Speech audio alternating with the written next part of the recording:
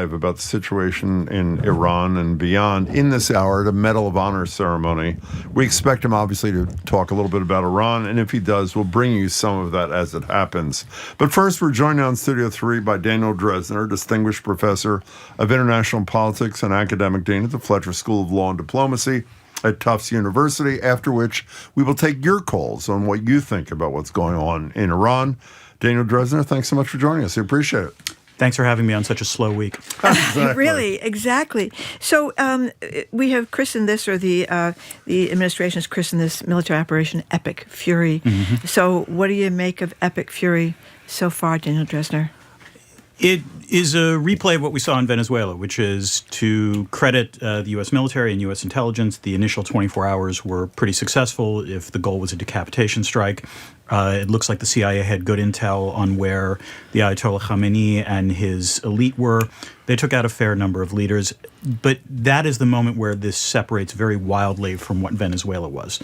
In the case of the Venezuela operation, the idea was to remove Nicolas Maduro and his wife, and otherwise the regime has pretty much stayed in place. And the U.S. has tried to coerce them into doing what it wants. The goal here is much more nebulous. As the clip you played suggested, it sounds like Trump wants regime change when he talks. If you hear Pete Hegseth or you hear others speak, it is far from clear that is what they want.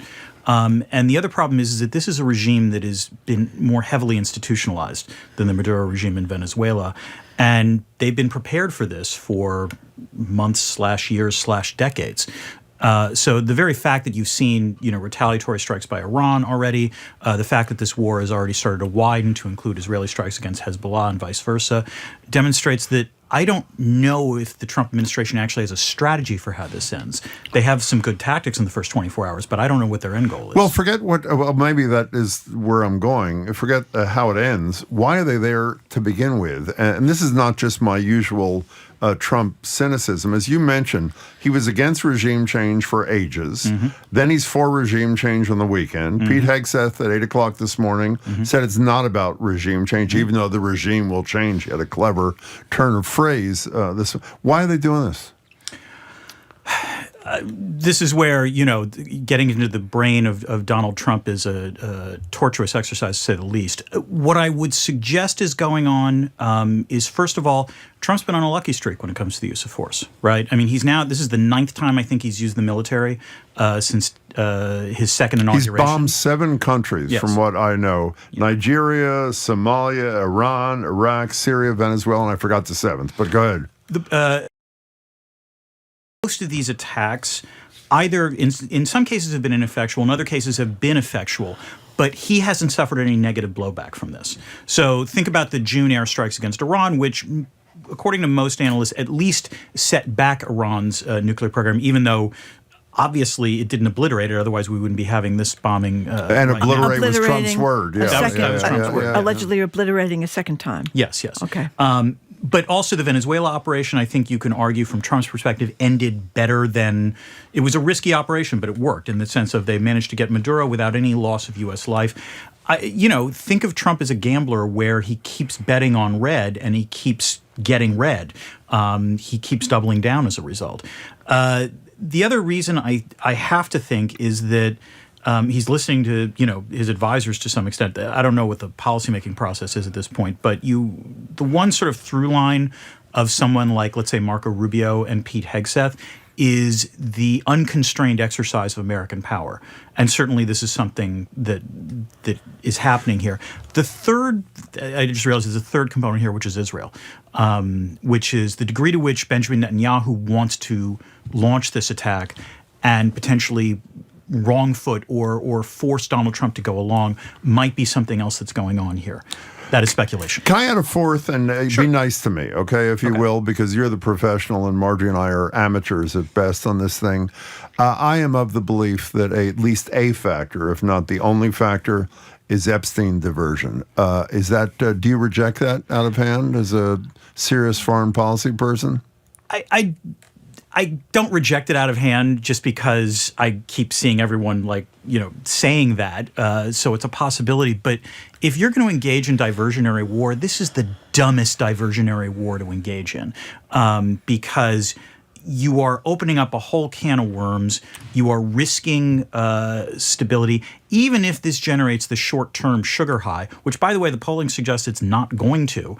Have we seen any polling after? I mean, Yeah, there's been polling. Reuters Ipsos had a poll, and I believe YouGov had a poll. What did they say? Both showed pluralities opposing what the U.S. has done and arguing that Trump has not gone about this the right way. And part of the thing that we need to realize is that, compared to, let's say, the U.S. invasion of Iraq or the U.S. invasion of Afghanistan or even the U.S. operations in Libya in 2011, none of which ended terribly well, but you can at least argue the process was such that the presidents in each of these three cases made the case to Congress, made the case to the American people.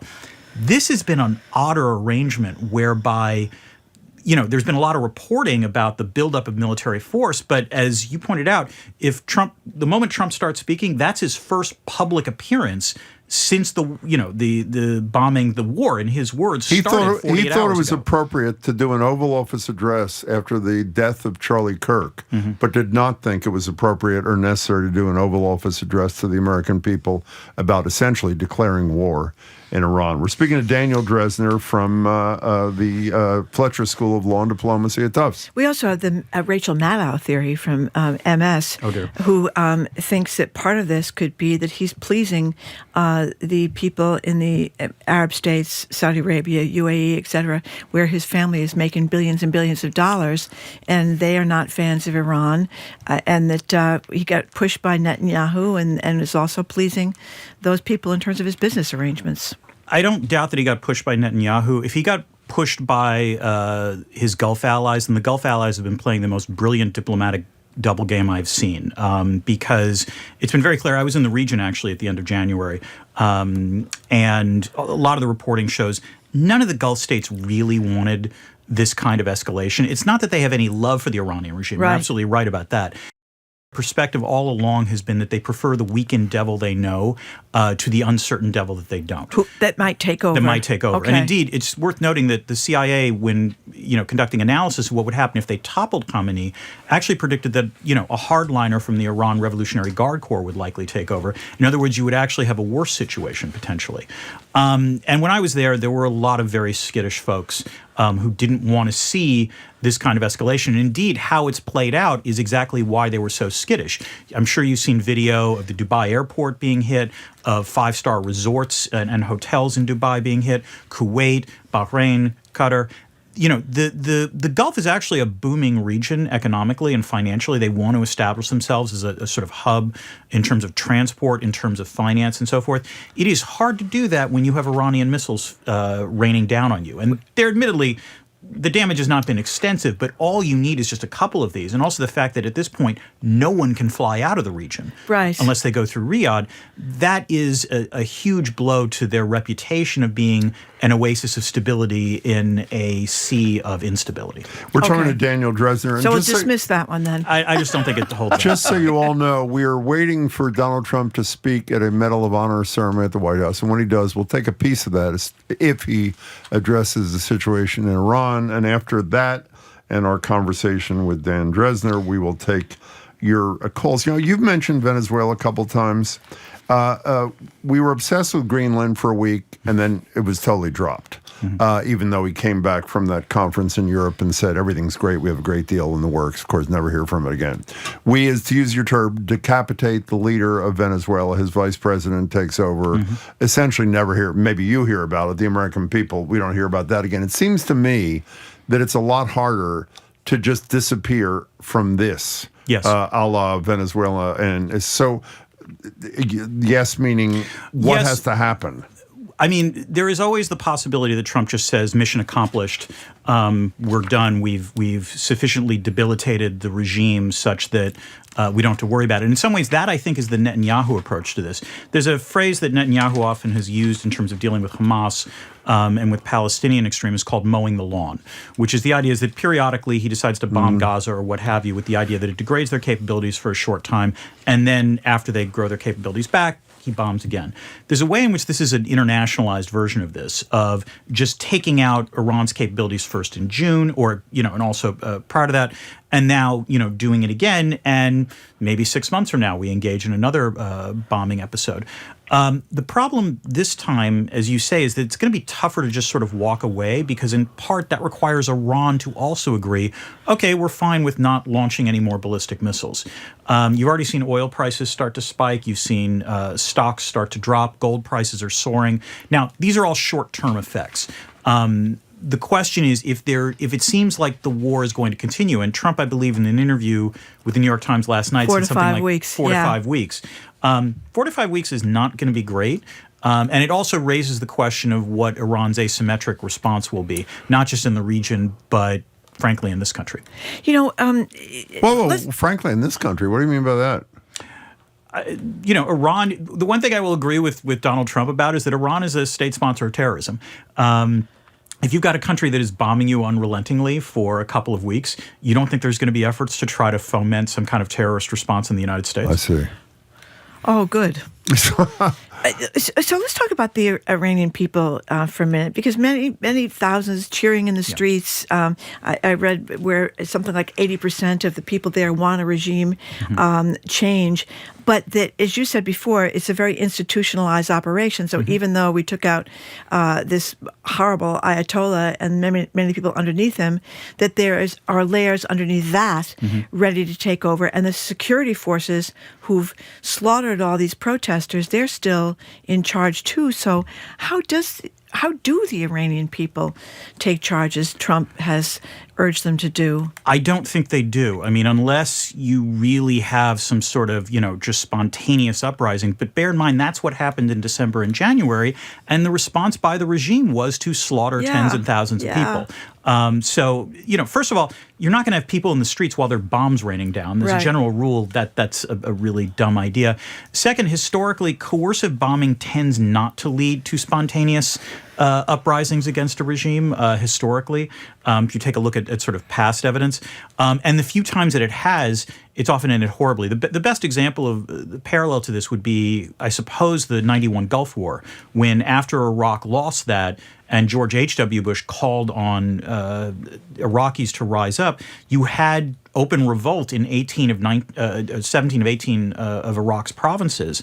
And the problem was that the Bush administration didn't want actual regime change. They didn't want the Shias and or the Kurds to be running things. So they stood aside while Saddam Hussein's forces really ruthlessly mowed down the population. And everything from Trump so far suggests it's not that he actually wants regime change. He just wants a new leader in there who, and I apologize for the language here, isn't someone else's SOB, it's our SOB. And the likelihood that the third or fourth tier down are SOBs seems high. Oh, there's SOBs all the way down in Iran. Yes. But SOBs who might be willing to cut a deal, I assume, because at the same time that he was talking about regime change, he being Trump, said he's also willing to negotiate a deal. And so would they be willing to negotiate a deal? And what deal? Was the Curry deal one and done? It's a really interesting question. I mean, you would think that there might be some incentive for a particularly ambitious third-tier person to think, okay, maybe I'm the one who can cut the deal with the United States and take over. But again, this is where Iran is not Venezuela, which is the sort of ideology of the revolutionary regime in Iran post-1979 means that I think the only folks who are left there, who are particularly in the top tiers, are, there's a lot of zealots, and maybe there are a few. You need someone who is sufficiently corrupt to not really be a true believer. And I don't know if the person who's corrupt would also be competent enough to actually withstand any sort of assaults from anyone else if he was accused of sort of appeasing the United States. You mentioned in passing the economic impact here, and generally what, at least in my analysis from afar, arm's length, is when Trump makes a dramatic change in policy, it often is because of the economic consequences of thing. Yep. So if not only is the oil not making it through, but liquefied natural gas, I heard 20% of the world's supply goes through the Strait of Hormuz. Yeah. Does that have potential to rise to a level that could cause Trump to back off sooner rather than later? It does, but part of the problem is that Trump is keenly aware of his reputation, and he doesn't like it. You're correct that the two times Trump has backed down in terms of coercive threats over the last year was right after the Liberation Day tariffs and then the Greenland business, where the bond markets freaked out the first time and then the stock market freaked out the second time. And he he walked back. The problem is that we all know this now, and it's consistent with how he behaved during his first term. And I think he's been trying to bury that sort of taco, Trump always chickens out reputation. And I suppose you could argue this ongoing war would potentially do that. And maybe what he thinks is that he can just sort of tough it out for a while. I don't know if this is your area of expertise, but I in the many times I've been wrong, which is almost every prediction I've ever made about Trump, I assume... Oh, Jim, there's no way you've been more wrong than I have. I beg to differ on that. Once he disparaged Khizr Khan, who we've had on the show and was one of the most impressive people we've ever had on the show. And Khizr Khan and his wife, you remember, he addressed the Democratic National Convention with his son was killed, I think, in Iraq. Am I right about that? And he had pulled the Constitution out of his pocket, and Trump, of course, trashed them. And when he said what he said about John McCain, here's where I was wrong. There's no veterans ever going to support this guy again. And of course, that doesn't happen. When he comes back, refuses to make himself available to explain why we have dropped bombs on another country and declared war, his own words, but refuses to even comment on what was then 3 American troops who'd been lost. It's now up to 4. And the only comment he makes when he returns to the White House, when the reporters are yelling out questions, do you have any comments for the families of the 3 people? He talks about 2 new statues or something that have been built. Not one damn comment until Hegseth this morning made comments. But again, that was not Trump himself. Does that poison elements of the military who would otherwise be open to Trump's leadership, or am I grasping at you-know-whats? I think you're grasping a little bit. Okay. I understand why you're saying this, but we're on year 10 now of Trump that's a good point. Disrespecting the military. Now, the one way in which this might be a different thing is that in contrast to all the previous times where it's just been rhetoric, Trump has now put U.S. soldiers in harm's way. He's put a lot of U.S. forces in harm's way. And while, yes, there's been some tactical successes, most of the officer corps, and I think, frankly, a lot of the enlisted folks are going to recognize it's not clear what the end game is here. And so that might be something where there is at least a slice of the sort of support for Trump that might begin to doubt what he's doing here, because again, we've now come full circle. Trump, in articulating what he's been doing on Iran, sounds more neoconservative than the most neoconservative did back 20 years ago. Can we talk a little bit more about Iran just for a second? I mean, we all know this Ayatollah was very brutal. Many remember that 22-year-old who was stopped in the street, the young woman, for not having her hair covered the right way, ended up dying in prison. There were all these protests. But you touch on the corruption, too. Besides the brutality of the regime, talk about the corruption over there. What does that entail? Well, I mean, I think there's a Carnegie Endowment for National Peace scholar, Karim Sajapur, and I'm probably mangling his last name, and I apologize for that, but wrote a great sort of obituary for the Ayatollah Khamenei, and pointing out that he actually was not terribly charismatic figure, and sort of made a corrupt bargain with the Iran Revolutionary Guard Corps, where they were sort of given control over the economy in return for him maintaining, support of and maintaining power. The result is that Iran's economy has been a basket case for a whole variety of things. And one of the things about economies under sanction is sanctions automatically breed corruption, because what you then try to do is create black market and gray market means of violating the sanctions. And the Guard Corps, the IRGC, now controls an awful lot of the sort of main elements of the Iranian economy, and they've gotten rich off of sanctions evasion and a variety of corrupt dealings, including, by the way, arms exports. So part of the problem here is that they don't want to give up power either, because they don't want to give up their money. So, and that's another problem for the regular Jane and Joe rising to the fore and rebelling. Yes. I mean, it's worth pointing out that last December and January is hardly the first time the Iranian people have actually taken to the streets. They've been very courageous. It's been there's been protests, I think, every 2 years or something along those lines, going back at least to 2009 in the Green Revolution. But this regime has also made it extremely clear that they don't care about that. They are willing to slaughter people in the streets if it means maintaining power. And January, and I suspect they're actually not going to have to do that, at least in the short term, because again, people don't go out in the streets when there are bombs falling. So we only have a minute left, and then we're going to take your calls, and at some point we may take a piece of Donald Trump. The Medal of Honor ceremony hasn't started on time. I don't want you to leave here and say, I can't believe they didn't ask me this. Is there some element of this Iran story that we are missing? That's a great question. The thing I think that is missing a little bit is this is now the third actor that was a Russian ally or a Russian proxy that is now being severely debilitated by U.S. force. Go back to Assad's fall at the end of 2024. Then Venezuela, Maduro was an ally of Putin, and now we have Iran. And this, I think, is one of the grand ironies about what the Trump administration is doing. Whenever you ask them about, the Russian-Ukrainian war, they make it clear they want to end the war, and they seem perfectly comfortable with ending the war on Russia's terms. The odd thing is that everything else they are trying to do, I think they are in part able to do because Russia is preoccupied with Ukraine and not able to either send material or diplomatic weights to support their proxies. Dan Drezner, as always, we really, really appreciate your expertise and your time. Thanks so much. Thanks a lot for having me. Yeah, thank you so much for coming in and for your great analysis. We have been speaking with Daniel Drezner, a distinguished professor of international politics and academic dean at the Fletcher School of Law and Diplomacy at Tufts University. Thank you again, Dan Drezner. See you soon. Coming up after this quick break, we're going to open the lines to get your thoughts on the attack in Iran and Lebanon, 877-301-8970.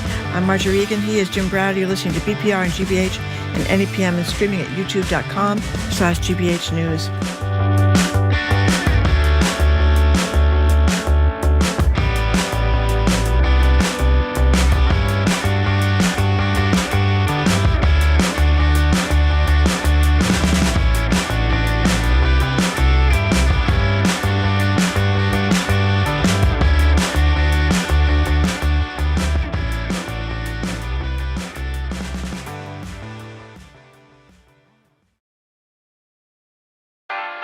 Make getting ready for the day the most productive part of your day. From the GBH Newsroom in Boston, I'm Mark Hurst. Get the local news you need to know. Traffic and transit updates. And weather with meteorologist Dave Epstein. The gusty wind in the afternoon, partly cloudy. When you're getting ready, get ready with us. Time to round up the week with our incisive politics reporter, Adam Riley. GBH's Morning Edition with Mark Hurst. Weekdays starting at 6 on GBH 89.7 and streaming on the GBH News app. Our programs are made possible thanks to you. And MIT Federal Credit Union, committed to helping members grow their balances while keeping them accessible with their high-yield money market. Memberships open to the public. More at mitfcu.org, federally insured by NCUA. And the Office of the Massachusetts State Treasurer. The Unclaimed Property Division is holding unclaimed funds from utility bills, uncashed paychecks, savings accounts, and more. To see if you have unclaimed money, you can visit findmassmoney.gov.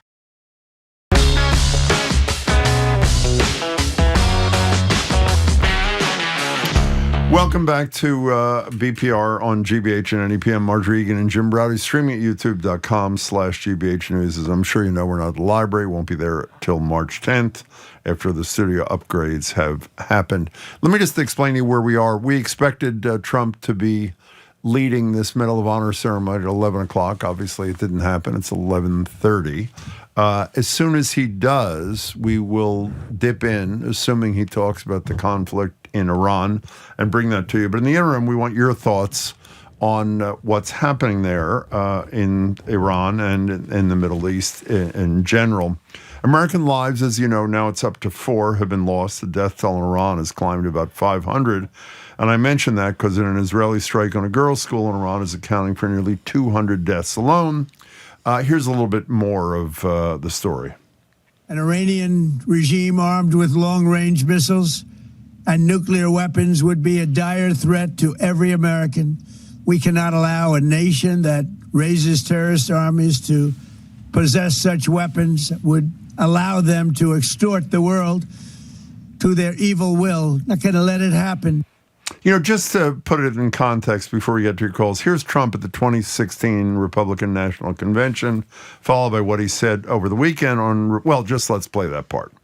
We must abandon the failed policy of nation building and regime change that Hillary Clinton pushed in Iraq, in Libya, in Egypt, and in Syria. He's only bombed 2 of those places so far, I should say. Won't even mention when he trashes Barack Obama for what he calls weakness, for predicting what he said would be Obama waging war with Iran. We want to know what your thoughts are. We heard from Daniel Drezner a week or so ago. There was a poll that showed only 21% of Americans wanted us to invade Iran. Drezner just said a second ago there was still a plurality that was against this. We want to know what your position is. And by the way, if any of you know better than we do, what the hell is the why we're doing this? What is the what you believe is the real agenda here? We'd love to hear that too at 877-301-8970. Well, we have 2 money texters, Jim. What do you mean money? I think this is a conspiracy. This may be a conspiracy theory, but Trump and Kushner really went after all that waterfront property in Gaza, and maybe this is Netanyahu's price. That's a money thing. And then this other person says, Trump's attack. Oh, forget that. I'm sorry. I lost this second email. Okay, 877-301-8970. One other thing we didn't have time to bring up, I'm wondering what the impact is on Americans' position on Israelis. I assume most people know for the first time ever, it was a Gallup poll, I think, last week that showed there was more sympathy for the Palestinian cause amongst American voters than there was for the Israelis. And while you may say, well, that shouldn't be surprising, it was the first time in a poll that had ever happened. And I'm wondering if the antipathy towards Trump's actions here will accrue to the further detriment of Israel in terms of how Americans perceive them. 877-301-8970. I want to get your thoughts as we wait for Trump to speak at the Medal of Honor ceremony on what happened this weekend in Iran. Let's go to Emily in New Hampshire. Hi, Emily. Hi, can you hear me? We can. Hello. Okay, I'm calling from the car. I just tuned in at the very end of that last interview. Yeah. And so I don't even know who the guest was, but if I hadn't known that you were talking about Iran, when he commented that the current regime is willing to slaughter people in the streets to stay in power, it just made me think of Minneapolis in the United States right now. So Wow. I feel like it's a little ironic. So I just wanted to share that thought. Wow, Emily, thank you very much for the. I was Daniel Drezner from the Tufts he's the School dean of Law and Diplomacy. Yeah, he's a big deal in this kind of stuff over at Tufts University. Yeah, even though Dan was not totally dismissive, I think he was being polite to my Epstein thesis, and I'm surely not alone. Lots of people are texting about Epstein. I mean, it's so clear to me that this man is so petty and so concerned about nothing other than himself that at least that was a factor, if not the major factor in his decision making. And what's also scary too, that Pete Hegseth, I think, is a unhinged person, is running the Department of Defense. That's really scary. I mean, General Kane is the Joint Chiefs guy, and he seems to be very calm and low key. And obviously, our military is a quite efficient and lethal and well organized and well prepared military, but you wonder if there is a voice of reason in the Oval Office. Well, I'm with you. The Hegseth, as I think we know, we covered this during his nomination conference, is a drunk woman abusing, totally unprepared for this job.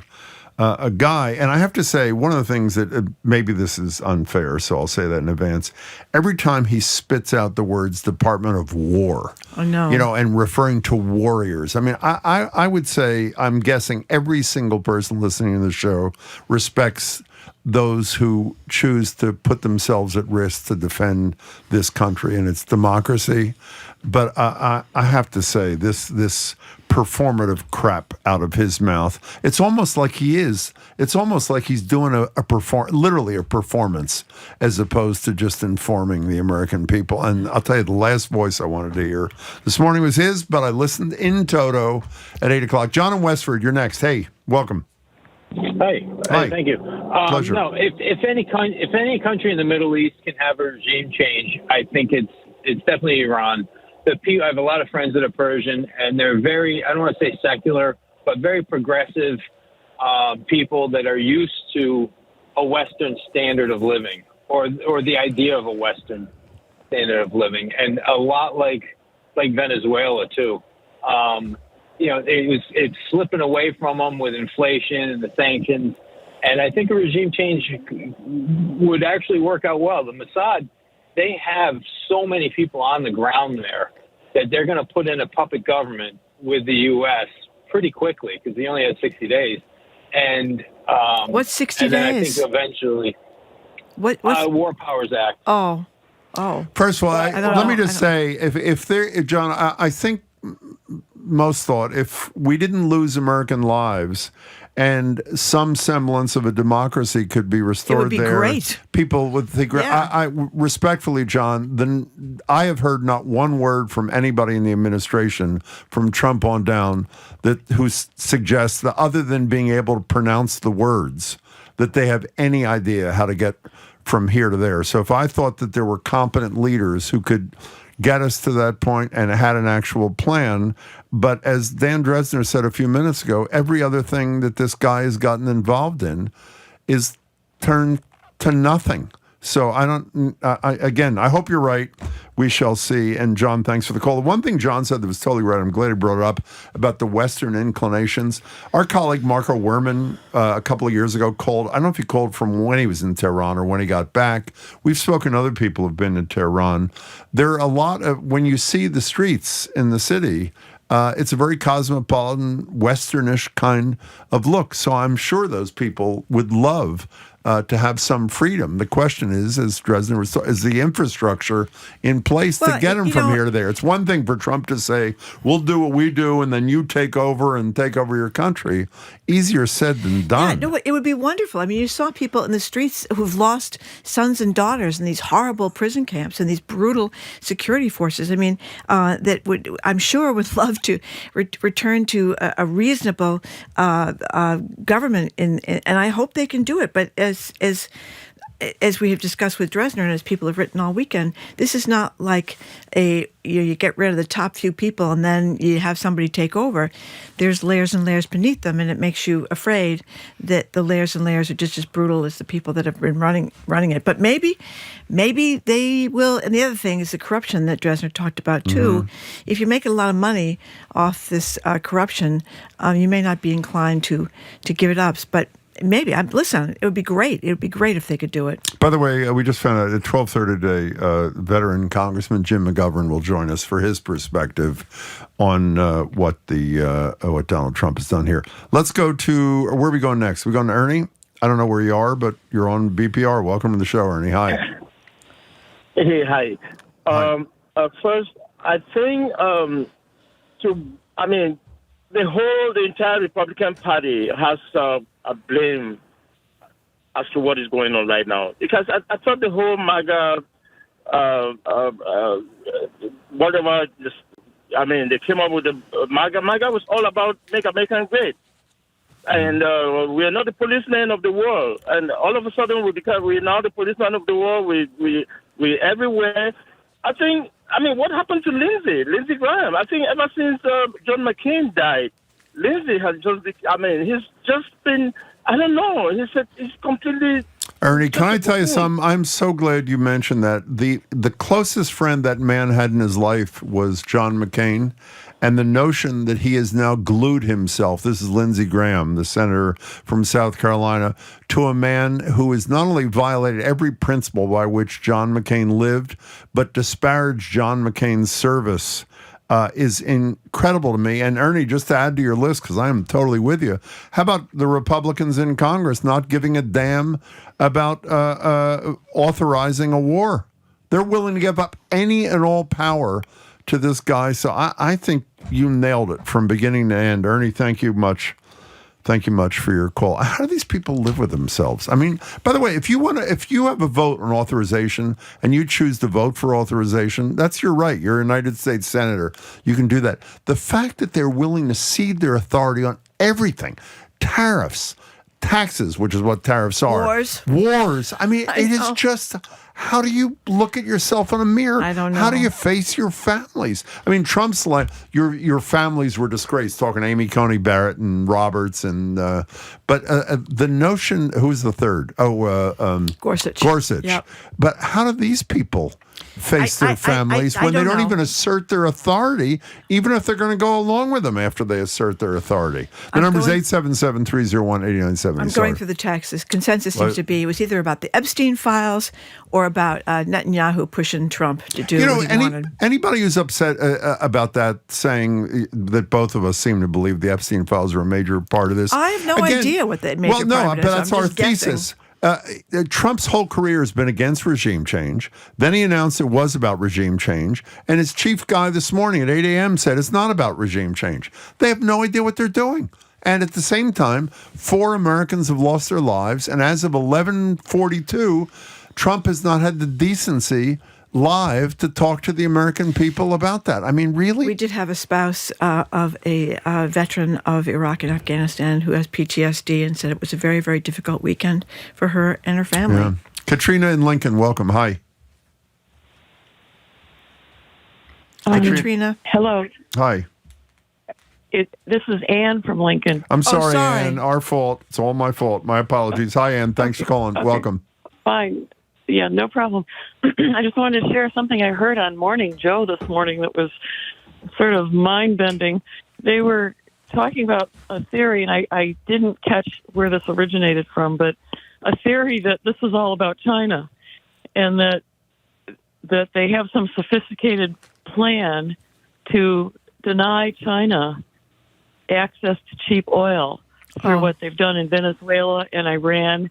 And somehow Russia got into this too, but I couldn't quite figure that out. But to think that this group of clowns would be sophisticated enough and have a long-term strategy enough to think about doing these things to hurt China is just blowing my mind. Well, I think it's because of the oil. Most of the oil to Russia and China comes from Iran, or a big portion of it. So, I mean, that's maybe where China comes in. But go ahead. Yes. Can I say one more thing, You though? may. Yeah, okay. The other thing is I'm really struggling, and I wonder if people out there are also struggling. I mean, I despise the Trump administration so much that I want this whole war thing to fail. And yet, gosh, if it could possibly succeed and put all the Iranian people in a much better place, then that deserves applauding, and hoping for success. But I'm just personally struggling with this so much because I think these guys don't deserve it. Can you imagine Trump if this succeeded and they ended up with democracy in Iran? I have to say, I'm not a fan of Donald Trump's. If that is the outcome, I'd be happy to do it, assuming that the loss of life was less than what we fear it's going to be. Thank you, Anne, very much. Speaking of that, by the way, you think it's 90 million people live there, and 80% of them want to live normal, decent lives. So I think you got to root for them. We've mentioned a couple of times Trump not commenting live on the deaths of the 3 American service members, now 4. Here's Trump. Here's Trump last night saying there will be more American deaths in his war against Iran. Here's briefly the takeaway line. And sadly, there will likely be more. Before it ends, that's the way it is. That's the way it is. That's the way it is. I mean, it's just, it is staggering. And by the way, again, everybody's hoping for the best. 5 deferments? Was it 5 deferments?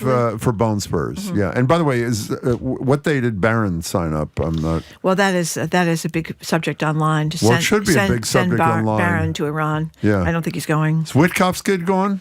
Is Jared gone? No, I don't think so. Yeah. And by the way, John Kerry negotiates a guy who's been involved in foreign affairs his whole career, not to mention his service, obviously, in Vietnam, negotiates a deal. We now have a real estate guy and Jared Kushner negotiating, by the way, if there is to be negotiations with the Iranians. He negotiated the deal, which is probably what Trump would have settled for before this with whole John thing Kerry, happened. The John Kerry deal, yeah. It was the Obama deal right. to postpone the building of nuclear weapons, and that's Trump, of course, ripped that up on day one. And what did Iran do?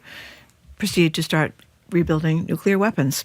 Anyway, we're moving on. Are we moving No, on we're from this? not. No, We're we're gonna keep staying. taking We're going to calls. stay with your calls. What do you think about this whole attack on Iran? Are you feeling good about it? Are you nervous about it? 877-301-8970. Are you hoping for the Iranian people finally to have a decent life? 877-301-8970. You're listening to BPR on GBH and NEPM, streaming at youtube.com/GBH News.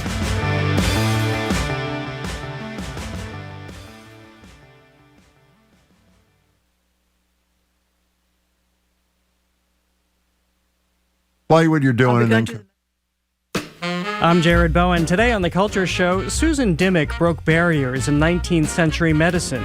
She was one of the first female physicians at Massachusetts General Hospital and helped transform care for women and children. Her career was brilliant and brief, cut short in a shipwreck at just age 28.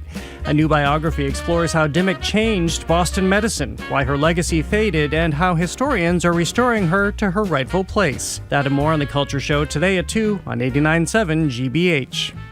Support for GBH comes from you. And the law firm of Davis Malm, building client relationships one transaction at a time. Learn more at DAVISMALM.com.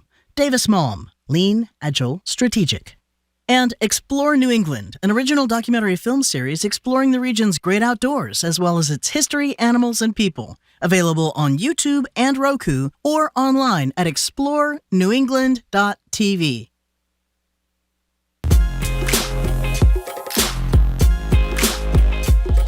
Welcome back to BPR on GBH and NEPM. Marjorie Egan and Jim Browdy streaming at youtube.com/GBH News. The Medal of Honor ceremony is about to start. Trump just entered the room. As soon as he makes comments, we assume he will, about the situation in Iran, we will take you there live.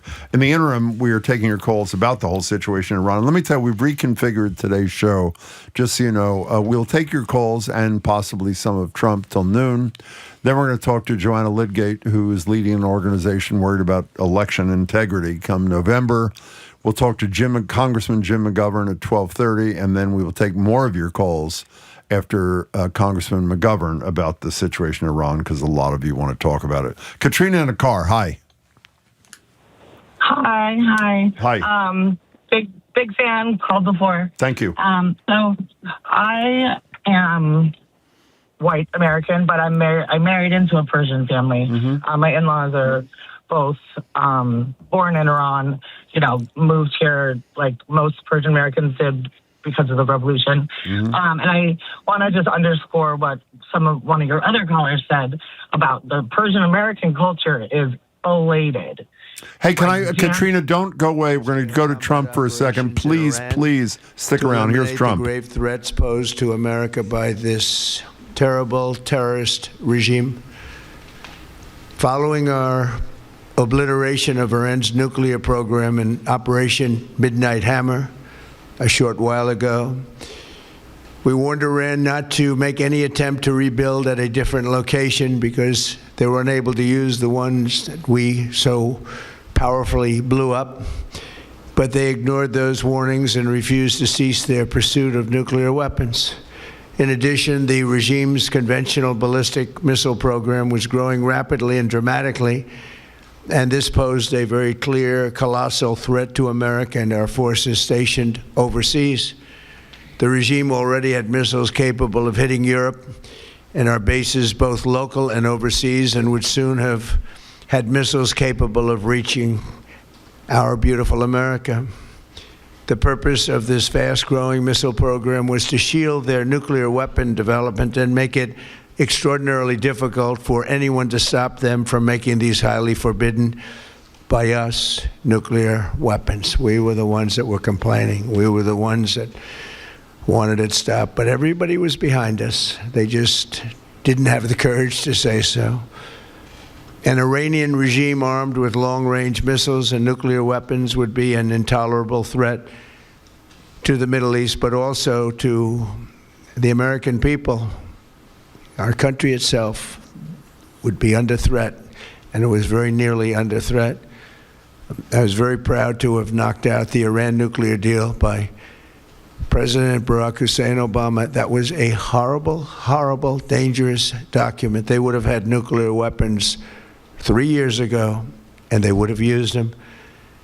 But I'll not let that happen. For almost 47 years, this regime has been attacking the United States and killing Americans. Every time you see someone with missing arms and legs or a face that's been absolutely shattered violently, it was almost certainly caused by an Iran roadside bomb. They were put there by General Soleimani, who was the father of the roadside bomb. Very proudly, he thought, but I terminated him in my first term. This was our last best chance to strike what we're doing right now and eliminate the intolerable threats posed by this sick and sinister regime. And they are indeed sick and sinister.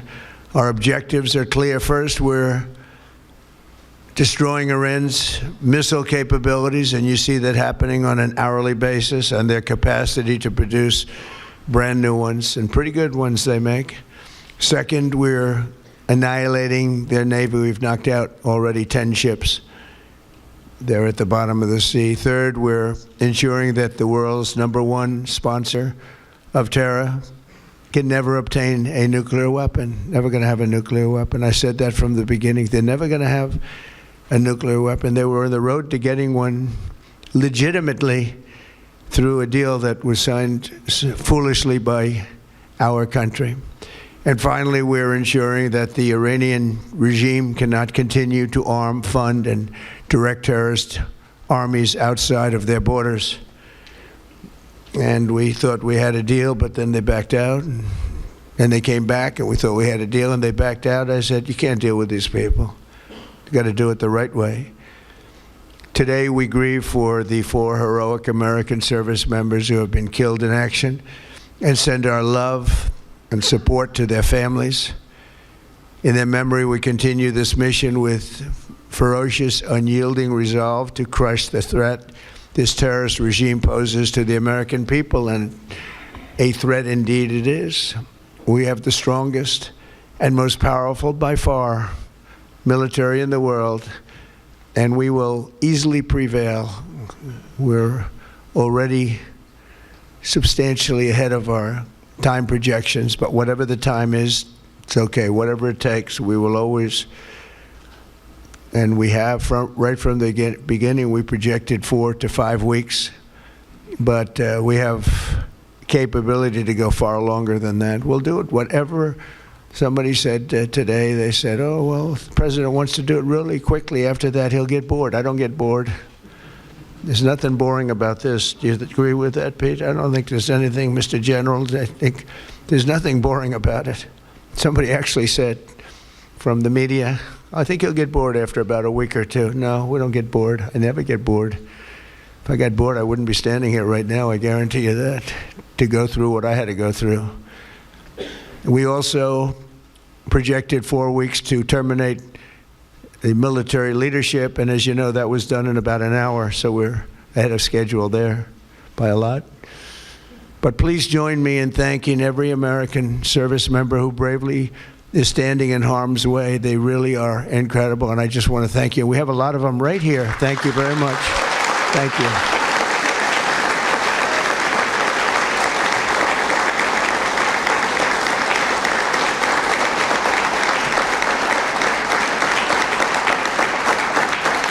Thank you, everybody. We have a lot of great service members here with us, too, in this beautiful building. Isn't it beautiful? We're adding on to the building a little bit. We're improving the building. You're listening to Donald Trump prior to the Medal of Honor ceremony at the White House. We will continue to monitor what he has to say, and if he says anything else of great significance, we'll bring that to you as soon as it is said. My 2 takeaways before we get to the calls: did he ever mention regime change, which was the goal as of Saturday night? I didn't hear that. No, he said he said that they refused to stop building their nuclear weapons, which he had said before were obliterated in Midnight Hammer. He said their ballistic missile building had increased dramatically, that they could already hit Europe and they would soon be able to hit our beautiful America, were the words he used. And he said that they had made 2 attempts at deals with the Iranians before, and the Iranians would not abandon those deals after they were made. And he said that they have already sunk 10 ships and destroyed their missile capabilities. Who else has said besides him that they're a direct threat to the American people here? Who said that? He said that repeatedly. Well, I think that is the major question, that were they really a direct threat to? I mean, they've certainly gone after bases. They've gone after Israel, obviously. You know what he's talking about now, by the way? What? All the gold in the White House. The most beautiful ballroom anywhere in the world is what he's building in the East Wing. Yes, and he talked about the soldiers that had given their lives, and then he went on about how he's not bored, and he talked about what he has had to go through as the president. What he had to go through. That's right. So that's it. Apparently, we're talking about gold in the White House now. So if anything else arises about Iran, we'll share with you. We were in the middle of a conversation with Katrina. Katrina, just remind people who you're married to before you, if they didn't hear the first part of your call, and then continue, please. Hi. Hi. Yeah, so I'm married into a Persian-American family with my in-laws both born in Iran. But the other point I was going to make, aside from, Persian Americans being ecstatic, like dancing in the street at the, with the news of the Ayatollah, with that ecstatic. But I'm also like, what? How do you trust this administration and this Department of War to handle this? Like, so, and it's the pettiness of that speech too. I mean, the reason my family is elated is an end to the brutality of their home country that went on every day for 50 years, right? They want their culture back. They want their country back. And he didn't mention the Iranian people. That is a very good point. The woman life freedom, he's not, so that's why they're happy. But here I am like, yeah, but it's this guy. So how's this going to go? Katrina, that was, no, on one hand, on the other, that is a fabulous call, and we're glad you made it. Thank you very much for doing it. By the way, thank you. While Trump was speaking, I looked at the Washington Post. They did a poll. They texted 1,000 Americans and did a poll. This is after the weekend. 22% strongly supported what Trump had done. 39% strongly opposed. Combining strongly and somewhat support, it was 39%. Opposed strongly or somewhat opposed, 52. So 52 to 39, somewhat or strongly opposed. 39 to 22, strongly opposed. Jim in a car. Hi, Jim. Hello, Jim. Thanks for calling. Hello. Hello. An example as to how crazy this guy is. This weekend, I was thumbing around a few networks, wanted to see what was going on there. This guy, I believe it was Saturday, when all this was going on, American soldiers have died already. He was informed. We were all informed. He went on in Mar-a-Lago with a fundraiser. And I think it was ABC I was looking at, and it just switched over to him. He's almost like dancing, high fives, wearing that dumb hat because he's in a war mode. He's having a good time, and he's happy. He's having a party while servicemen are being killed. So just that little psyche into his psyche, which is crazy. That's all you need to say. He's crazy. Jim, we're glad you brought that up. Right in the head. Marjorie was going to bring that up, too. Yeah, I was going to bring it up. It was a $1 million per plate fundraiser, but I believe it was Friday night. We should double-check that. I think it was, in fairness, the night before. But, we're going to double-check that, make sure it was Friday night and not Saturday night. Thank you very much, Jim, for that point, though. And I wonder where that $1 million per plate money's going. Well, I assume it's the campaign fund, do you think? I don't know. I have no idea. Carolyn, thank you for calling. Hi. Hi. Thanks for taking my call. I just wanted to bring up, there's all this talk of, what is the justification for this war? Is it regime change? Is it this, that, and the other thing? And it's just, I read this article that really illuminated how obvious it is that, it is the Gulf Arab states who are all against Iran. They want it removed as their regional rival. And, to quote this article, they say, it's those countries that have been assiduously buying up members of the Trump family and the Trump administration with astonishing amounts of cash in recent years, and particularly in recent months. So they're talking about, Qatar gifting Trump a $400 million airplane, $2 billion of wackadoo crypto from the UAE going directly into Trump's pocket. So this is a transactional. This is exactly, war Carolyn, going on. Marjorie was trying to summarize before what Rachel Maddow's point was, and it's exactly yours, that it was a transactional thing, that these countries essentially paid for the United States to decapitate the leader of Iran and hopefully take out that whole leadership group. I find Dan Drezner didn't find that compelling. I don't have his expertise, but I find it compelling. Well, there's a follow the money theme from a lot of the texts. And by the way, I was Carolyn, wrong. Thank you. And caller Jim was right. It was Saturday night. I thought it was Friday night. So it was as people were fighting for their lives.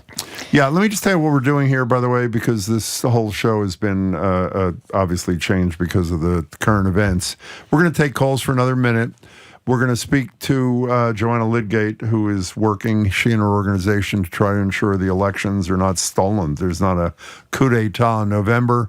Then we'll speak to Congressman Jim McGovern about his take on what's going on in Iran. And then we'll end the show today, because a zillion of you want to talk, giving you another chance to give us your two thoughts on what's happening there. Matt in Gloucester, you have a minute. Hi.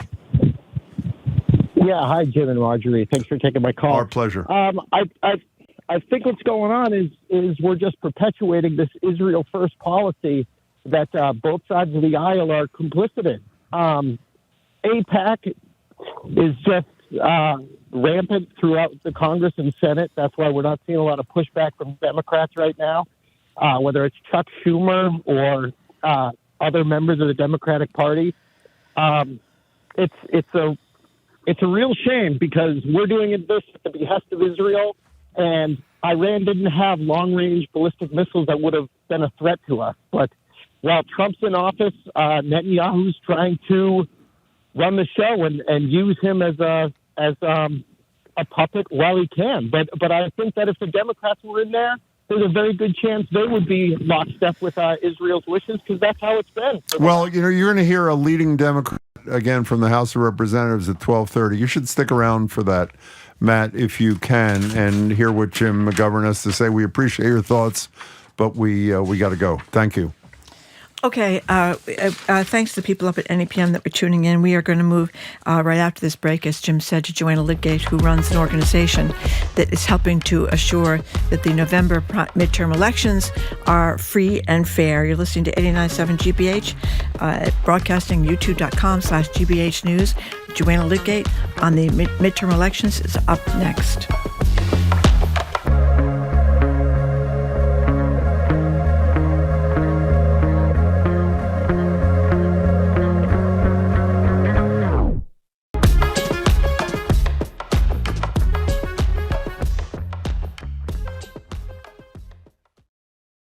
GBH Radio is where you come to find serious news and analysis of local, national, and international stories. It's not just nice to have, it's a have to have. Support this trusted home for fact-based journalism at gbhnews.org.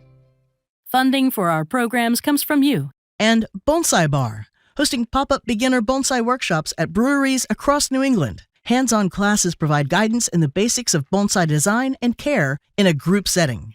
More at bonsaibar.com. And Seasons 4, the outdoor living store in Lexington, featuring over 100 styles of outdoor furniture delivered throughout New England, plus a wide selection of plants, statuary, and garden accessories. Spring events in progress. Seasons4.com. You're listening to 89.7 WGBH HD1 Boston. Online at gbhnews.org. GBH News. What matters to you?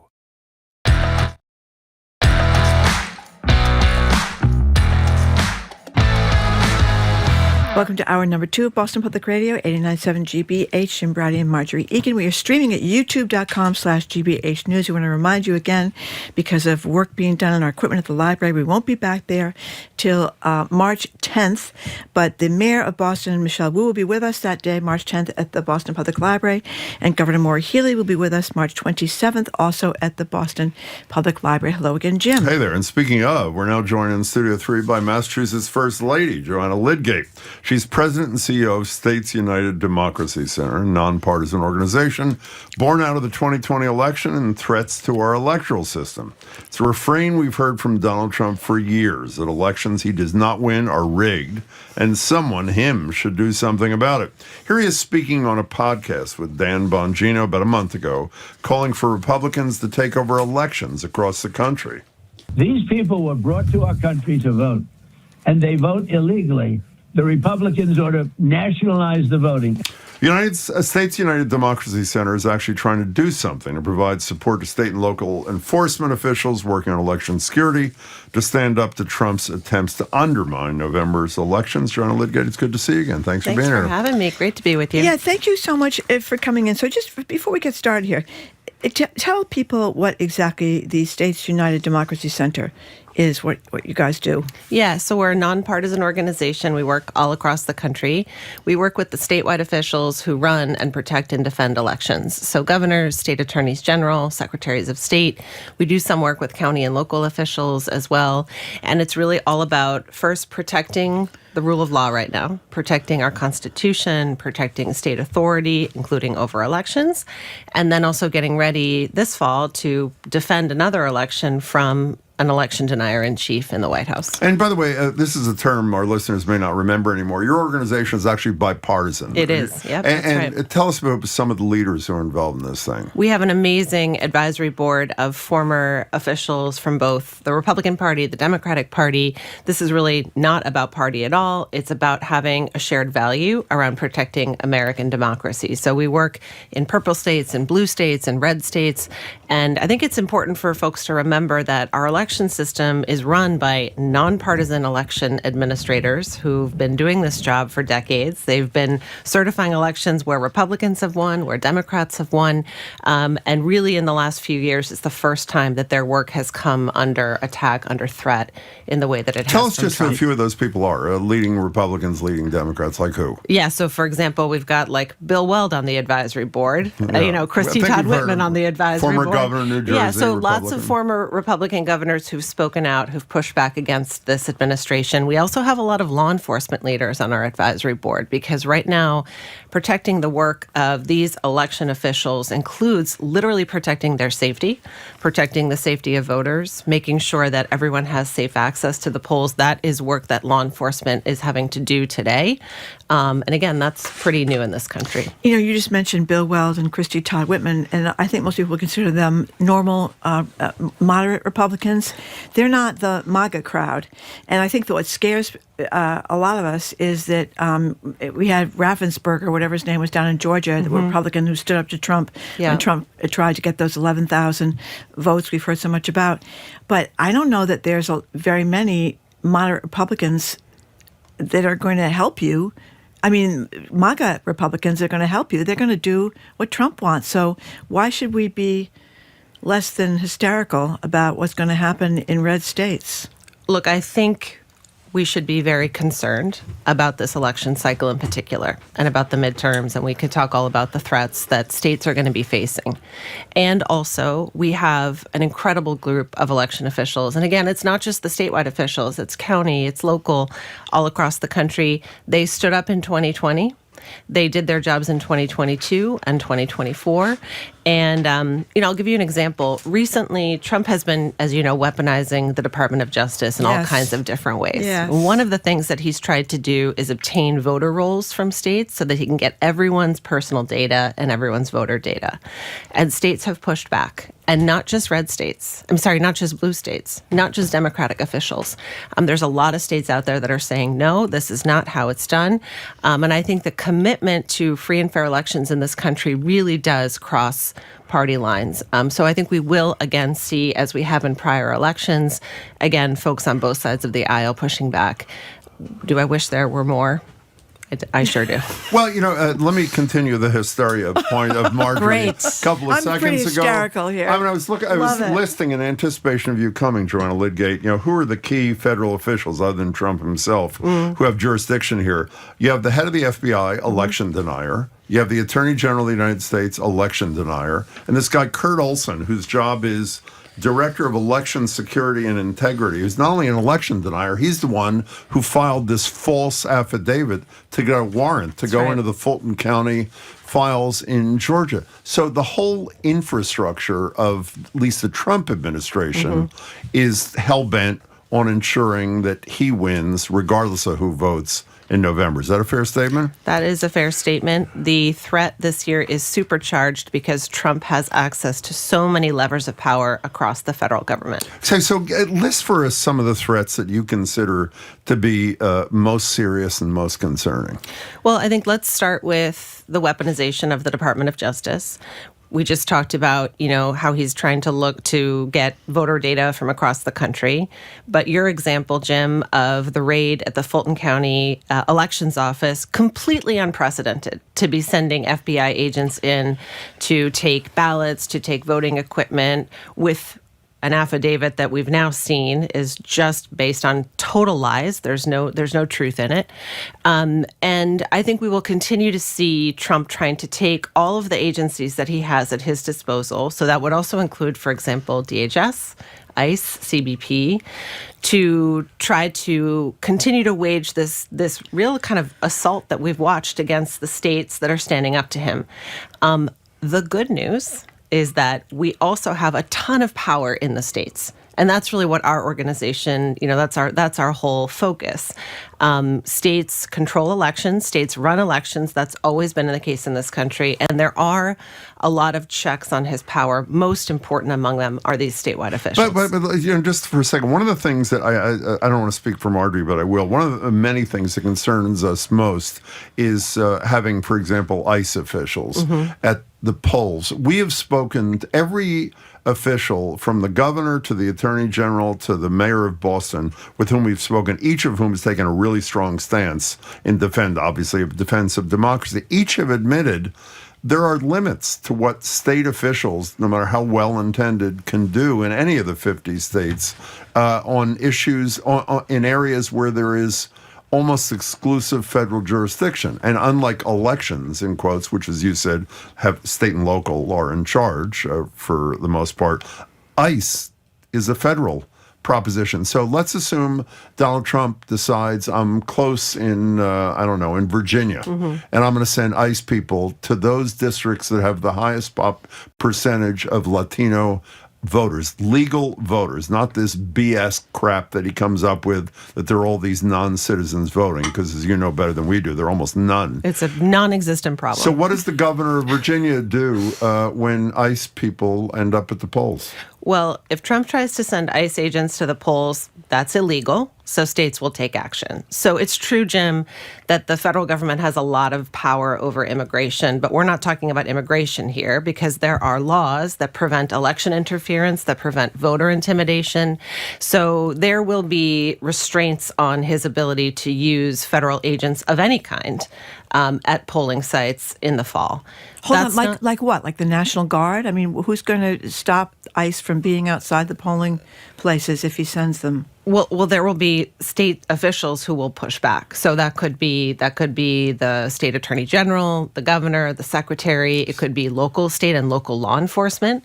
You mean the police? Yeah. Yeah. So if the picture is there's 15 ICE agents outside X precinct, then we'd have cops there to prevent their interfering with the voters going in. And we've also heard as of right now, the Trump administration say this is not a thing that they plan to do. Now, I don't take them at their word ever, but I think it's also important to remember that there are only so many federal agents in this country. So this idea, this kind of nightmare that people have of, there's going to be ICE agents all over the place at all of our polling places, that's not possible. That's not logistically possible. If it does happen, there will be tools for states to fight back against it. But one of the things that's really important right now is how states are taking Trump to court to set boundaries on his power. So when, for example, he tried to use the National Guard in cities like Chicago and LA in an unlawful way, states sued him and they won. And now there is a limitation on his ability to invoke the National Guard. There is also going to be litigation. There is litigation over these ICE deployments. And right now, I think the most important thing states can do and are doing is to prepare and to work to hold that line legally, to enforce the Constitution, to enforce our laws, to push back on overreach everywhere that we're seeing it. We're talking to Joanna Lydgate, who is the head of an organization called States United Democracy Center. One of the scariest things, and probably the easiest thing I saw, was a Washington Post piece talking about how he could get away with this. That they reported that these pro-Trump activists, in coordination with the White House, are circulating this executive order claiming China interfered in the 2020 election as a basis to declare a national emergency, which would allow him to do things like ban mail-in ballots and voting machines, and claim that they're influenced by foreign intelligence. This is one of the reasons why Tulsi Gabbard might have been down in Georgia, because this is that's really pretty scary. He's declared national emergencies all over the place where there are no national emergencies, and he's gotten away with it. Sort of. Well, you can get away with it on the tariffs. That was an emergency. Nor on the national guard. Well, the Supreme Court just ruled against him. A year later. Well, that's an issue. But a year okay, later. go ahead. I mean, it didn't do much good. Nobody's getting their money back. So go ahead, Joanna. So this to me is a real possibility. So putting aside this draft order, the rumors that we've heard about something that may or may not actually be real, right? I think we can be pretty certain that he will try to use his emergency powers with respect to this upcoming election. I think we can be pretty certain that he will issue another elections-related executive order, because he already issued one last year, and it failed. The states challenged it, and they won. What was that? There was an order that would have tried to basically take more federal control over elections, and set a bunch of new rules, and the states challenged it in court. And yes, litigation takes time. It's frustrating. It can be sped up when needed, but it does take time. Well, I'm just worried that we'll go to court in 2024 for the elections, and we don't get out till 2027. Well, let's stay on that for a second. We can seek emergency relief when needed. But wait a second. I mean, Marjorie's right about one thing, Joanna Lydgate. Thank you, Jim. One of the founders of your organization, Norm Eisen, was one of the founders, right? So Eisen, there's Margaret Sullivan we're a big fan of, who actually says the press should call what things are what they are, as opposed to all these euphemisms and all this stuff. There's a headline in the New Republic from the weekend. It can now be plainly said, Trump is planning a November coup d'etat. I mean, I think that's alarming, but absolutely accurate. They have Norm Eisen quoted in this thing saying, a la what you're saying a minute ago, well, look what happened on the tariffs, declared a national emergency, or whatever the hell it was, and the court struck it down. But as Marjorie just said, it took them 10 months from the date, either oral argument or the date the thing was filed. I guess the date the thing was filed. If Trump does these things, let's say in August, for argument's sake, enough time to have all of the dirty deeds in place and litigation is filed, they ignore court orders, whether with temporary restraining orders or preliminary injunctions, because it isn't yet decided by the Supreme Court, that could be a real serious crisis, no? So we've seen this play before. I mean, this happened back in 2020. Trump filed all sorts of litigation right before the election, obviously challenged the results all across the country. When litigation needs to happen quickly on an emergency basis, there are ways to seek that relief. And I do think that the courts, and the Supreme Court in particular, when it comes to elections, they always want to make sure that there's certainty for voters and clarity for voters. But one of the reasons that all the litigation that's already been happening, and states have filed more than 80 cases, they've had great success in the courts. You guys know I was the Deputy Attorney General under Trump 1, and we won 80% of the cases we filed. It's like 70% right now. I mean, it's pretty similar. So the courts are holding, and we're setting boundaries with each case that gets litigated. So now his emergency powers are curbed already because of the outcome in the tariffs case, because of the outcome in the National Guard case. And of course, I understand the concern, the anxiety. We all share it. Well, because he doesn't honor court about orders. a last minute effort, for sure. But I think that's where right now the work of educating voters is so important, and making sure that there's really strong turnout in this election, and making sure that we're doing everything that we can in court, and importantly, that states are preparing for any potential contingency. Educating voters about what? About what? Educating voters about what Trump is trying to do right now to undermine our free and fair elections. I mean, people do not like this. When you poll them across every party, people say, I want every vote counted more than I want my candidate to win. I'm sick and tired of lies about 2020. You know, they don't like what they're seeing, obviously, right now with the misuse of the federal agencies like ICE. So I think one of the things that we should be really concerned about, going back to Marjorie, your anxieties, is that as his numbers get worse, as the public is clearly reacting negatively to the actions he's taking, he will get more desperate. And so I do think we will start to see some of these kinds of emergency orders. But again, we've been defeating them time and time again. When people, though, I think I read something from your organization, but I know if I didn't read it there, I read it elsewhere. When people begin to lose trust, though, in the integrity of the voting operation, they vote in smaller numbers. That's correct? You're nodding in agreement. That is correct. And so even if on the margins that's happening by people who are too busy to read every story and listen to you and whatever it is, that's also a threat that is pretty hard to, that can't be countered by a lawsuit. That's sort of like an environmental threat, for lack of a better expression. I think in some ways his abuse, constant lies, because it's been 6 years or more now of this, I think that probably has the most detrimental impact of anything that he's done. And so the rest of us have the work to do of restoring trust in the system. I think that the good news is when you look at how people actually feel, they have enormous faith in their local officials, especially their election officials, because it's like my friend from church, who's running the polling place. There's a lot of trust in the basic system. And again, I think that people are so used to hearing him lie that there is also an increasing awareness, like maybe what he's saying about these non-citizens voting everywhere isn't true either, maybe the lies he told about Alex Priddy, maybe that means I can't trust him on this or that. And so I actually I think we've got our work cut out for us. I think it's going to be very challenging. But at the end of the day, I am pretty optimistic about our ability to get through this and protect this upcoming election. Okay, here's my nightmare scenario. I know the Supreme Court eventually, it took them forever to issue this tariff decision. I don't know what they were waiting for all this time. But in the emergency docket, the Supreme Court has been with the president the vast majority of time. This was not, the tariff case was actual full-fledged decision. So my fear is that the election will happen. The Democrats will win the House, maybe the Senate, I don't know. And he will begin to say everything was fraudulent. Mike Johnson will refuse to seat the Democrats. The case will go to court. And the Supreme Court may dilly-dally for months. And it will be the Republicans still in charge in an even more dangerous way. Again, I think with respect to elections, election processes, election outcomes, you'll see a different timeline from the court. That's always been the case. There will be a quicker resolution.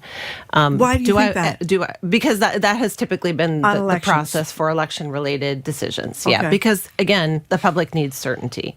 However, am I pleased with how things have gone before the Supreme Court? No.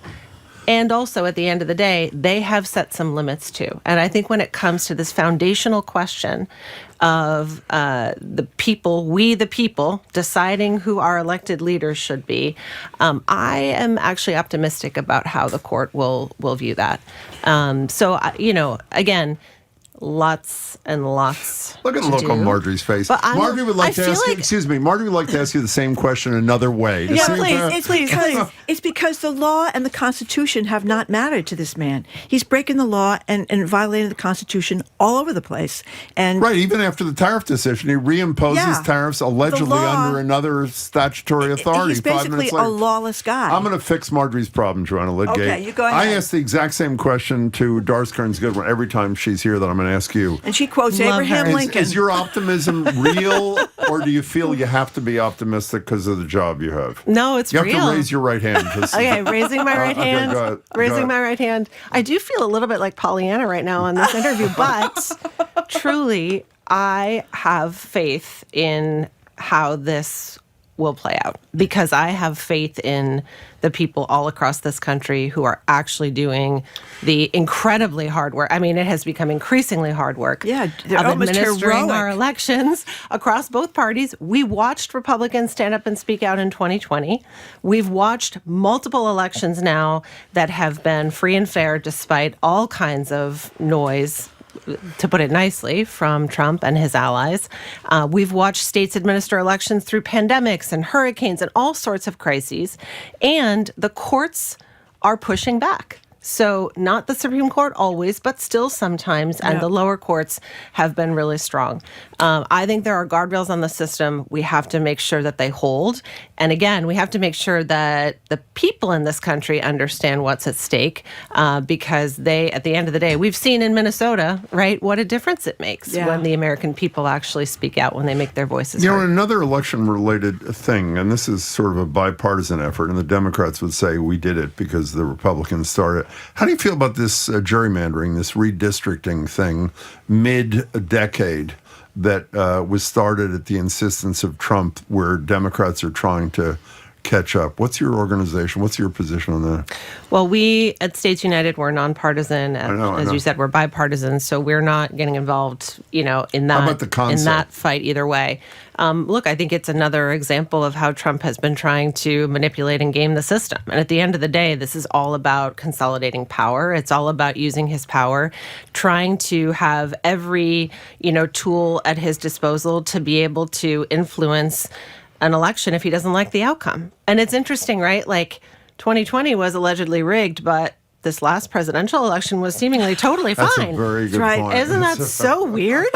Like, we can't trust elections when he loses, but otherwise they seem totally trustworthy. What do you say to, by the way, if you're not aware of this, one of the people who most eloquently speaks about rank and file election workers is John King. He never misses an opportunity on our show. And it's not just about the high-profile ones, but the average people who decide to volunteer that day and dedicate themselves to learning. And it's actually quite beautiful. For an individual listening who says, I want to do what I can to ensure that these elections are free and fair come November, what do you tell them they can do?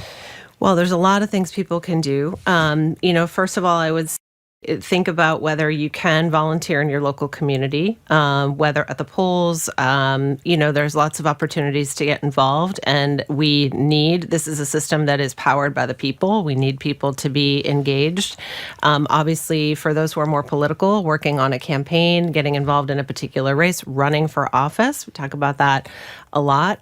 Making sure, I think, that you're using your platform in all the ways that you can, because every one of us has one, to spread the word about what's happening right now. When people are informed about these threats to democracy, even if the word democracy doesn't resonate for them particularly, when they're informed about these threats to the way our country has always run, to the system we've always had, of the people electing their leaders, they really get upset and don't like what's happening. So spreading the word, doing this work of education is another really critical piece. You feel any better or no? I do feel better. I mean, that was a very good presentation, and I hope you're right. Did a good job. I do think of all the people I see in Brookline where I live at the polls, and they've been there forever, and they're they're very dedicated. I mean, in your defense, let me just say one last thing before Joanna goes. It's clear because of Project 2025 that on almost every issue, maybe we can leave this one aside for a minute, that Trump and his anti-democracy allies are way ahead of those who are fighting to protect democracy. The Democrats to and put hopefully you're right that courts and local officials and organizations like yours can hold the. Are there moments, we got to go, but are there moments when you say to yourself, I can't believe we're even having this discussion Every about day. whether or not there's going to be a coup d'etat in November? Every day. Every day. It's wild. It's all totally unprecedented. It's also deeply unpopular, and that's always what I try to think about, when I get up in the morning, is this is not what people in this country want. So I think we're doing the right work. And listen, I'm happy to come on anytime. Okay. Try to. You may need a few more. Try to calm you down. You have to give Marjorie your cell so she can call you at down moments. That's right. Anytime. Joanna, it's great to see you, Joanna. Thank you very, very much Thanks for coming in. We've been Appreciate it. speaking with Massachusetts First Lady Joanna Lydgate. She is president and CEO of States United Democracy Center. Their website, statesunited.org. Everybody should go to it right away and find out what they can do. statesunited.org. Thank you very much for coming in, Joanna. Just a couple of minutes is Congressman Jim McGovern, representing the 2nd District of Massachusetts. We're going to talk to him about the war effort, too. He's going to call us in just a couple of minutes, and we're going to take your calls as well at 877-301-8970 on what do you think about what we are doing in Iran. You're listening to Boston Public Radio, 89.7 GBH, streaming at youtube.com/GBH News.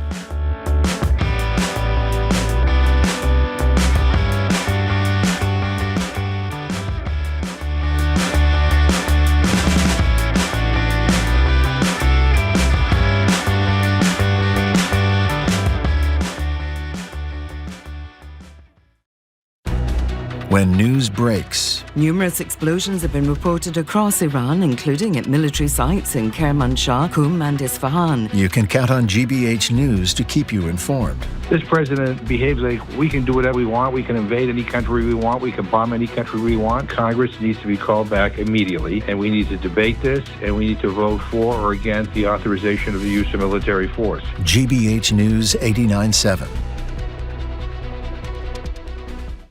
Support for our programs comes from you.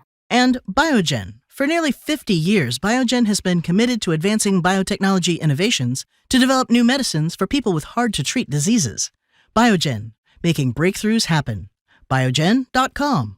And Rockland Trust Bank, helping foster healthy relationships with money by providing education and resources to the community, one neighborhood at a time. Rockland Trust Bank, where each relationship matters. Member FDIC.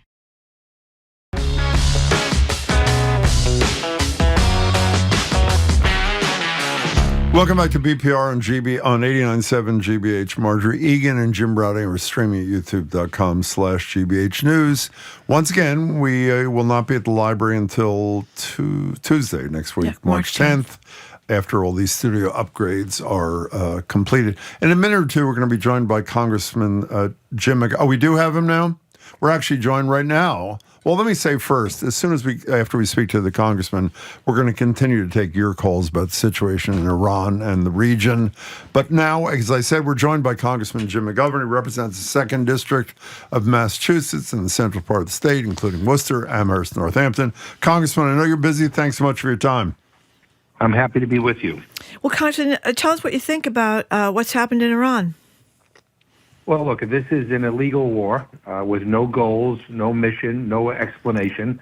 I just watched the president on TV in these last few minutes, and he talked briefly about what was happening in Iran. Again, no clarification. And then he went on to talk about the drapes in the White House. It makes no sense. Look, it is already escalating in dangerous and unpredictable ways. I mean, we've had 4 U.S. service members have died.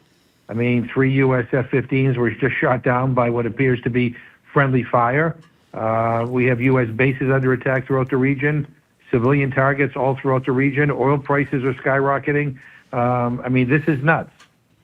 So we aired not the ballroom section of what Donald Trump said, but the first part about his attempted explanation of what we're doing in Iran during the Medal of Honor ceremony. Do you have vision, despite what you've not been told by Hegseth and Trump, as to why we're there to begin with, Congressman? So this is my own opinion, and it's a cynical view of this thing. This is like, this is a way to detract from the Epstein files and from a lousy economy. I mean, we were in negotiations with Iran on a nuclear deal. By the way, we had a nuclear deal. Donald Trump walked away from it. Then he bombed Iran last year. He told us he used the word obliterated their nuclear capabilities. And now he tells us that, Iran is an imminent nuclear threat. I mean, so he was either lying then or he's lying now. Look, I've heard multiple explanations given by Pete Hegseth and by Donald Trump since this began. None of them have been consistent. And again, if you go to war, you ought to have a clearly defined mission. The back and forth from the White House on this is shocking. And we have not been given an explanation about why we were even doing this. I mean, first Trump said the Iranians should take down their government. Then the White House put out a statement saying the goal isn't regime change. The goal is to prevent an attack against us. Then the Pentagon says that there's never been any evidence of an imminent attack. So, I mean, I can't. Their explanations change so much. I'm having trouble following. During the first term, as tough as it was at times, I remember doing shows, Marjorie and I, and we would often say, well, thank God there's one grown-up in the room or two grown-ups in the room. Are there any grown-ups in these rooms in Trump 2.0, Congressman? I think they've all been purged or they've all quit. And I'm looking for some grown-ups in the United States Congress. I mean, again, Congress has a constitutional responsibility to debate and vote on these things, and we have a Republican leadership that's given away votes today, given away votes tomorrow, and is actively whipping against any of their members, voting for anything that would require a debate. Congressman, the president said in his remarks earlier today that the Iranians already have the ballistic missile capacity to hit Europe and could soon hit our beautiful America. Do you think that's true? Yeah, I don't trust these people. I really don't. I hate to say that. I mean, look, I was around during the Iraq War. Remember, we were told that there were weapons of mass destruction, right? Only to find out that was a big lie. Donald Trump, as my mother would say, lies like a rug. I mean, I don't trust these people to tell me the correct time. I just don't. They have no credibility. I mean, this is a guy who campaigned by saying, "I will not go to war with Iran." This is a guy who said, "I don't believe in regime change," and here, he's doing the exact opposite. So, I mean, I think they're trying to justify, what they're doing right now. I mean, they move quickly. Again, it doesn't seem very well thought out. And again, I hope and pray that for the safety of our brave men and women who are, in harm's way. I pray for the civilians in the region. I pray for civilians even in Iran. I mean, we apparently bombed a school where school children were killed. I mean, I just this is crazy. This is not what we should be doing. And by the way, you know what? We had during my break at home, I did a couple of town halls. The people that I talked to, they don't want a war with Iran. They want the president and the Congress to focus in on lowering prices, on making healthcare more affordable, on making sure that groceries are more affordable. That's my last thought, Congressman. You mentioned how your Republican colleagues have basically decided to cede all their constitutional authority to Donald Trump, and I sort of understood that. I didn't like it early on when they believed that he was advancing policies that may have some appeal through his autocratic. They ceded full authority on tariffs. Almost nobody likes the tariffs. They ceded authority on the declaration of war, and there's a poll out in the Washington Post this morning where overwhelmingly the American people oppose what's going on. Is it purely still fear of being primaried? I mean, what motivates them not to do their jobs? Well, that's a good question. I think it is fear, but that's not a good enough excuse. I mean, you run for Congress, you take an oath to uphold the Constitution, and you have and you ought to do that. Now, don't get me wrong. I serve with a lot of people, who are warmongers. I mean, I'll be honest with you. I mean, who have never seen a country they don't want to invade. I mean, Donald Trump said the other day that we may have a friendly takeover of Cuba. I mean, what? I mean, where the hell did that come from, right? But look, there was no classified briefing or vote in Congress that can legitimize this. This is illegal under not only U.S. law but international law. And, and what we ought to be doing right now is holding this administration accountable. And for God's sake, Congress ought to at least be debating this. We ought to be doing hearings on this. We ought to be making sure, that we're holding this administration accountable. All I can say, Congressman, we're sorry we never had an opportunity to have your mother on the show. That's all I can tell you.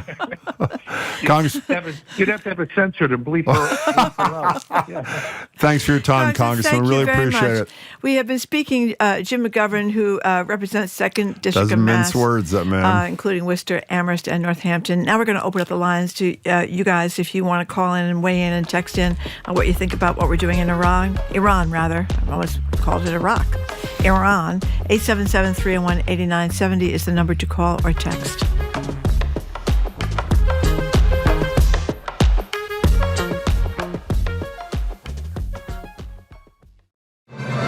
The Paralympics begin this week in Milan Cortina, and among the elite athletes is a Cape Cod curler throwing for gold.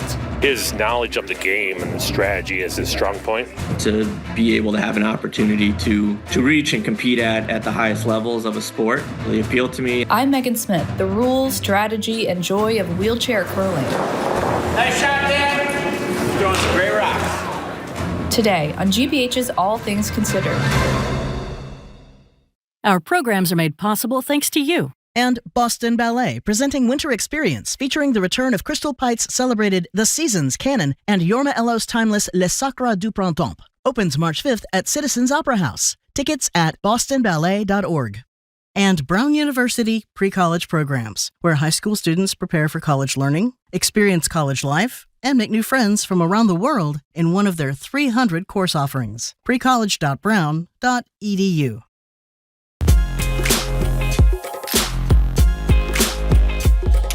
Welcome back to BPR. Marjorie Egan and Jim Browdy, streaming at youtube.com/GBH News. We're going to end the show as we started. We're going to take your calls, hear your perspective on what's going on in Iran. I just want to amplify 877-301-8970.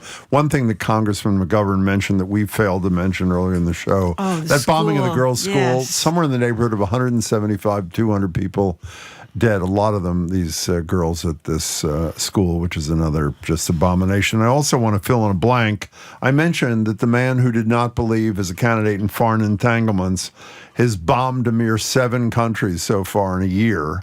I left one out. Peace Prize. Don't forget the Peace Prize, Well, Jim. I think you should get it now. Venezuela, Iran, Syria, Nigeria, Somalia, Iraq, and the one I left out was Yemen. So those are the 7 so far, and as Jim McGovern said, maybe Cuba's next. Who knows? 877-301-8070. Ann and JP, thank you for your patience.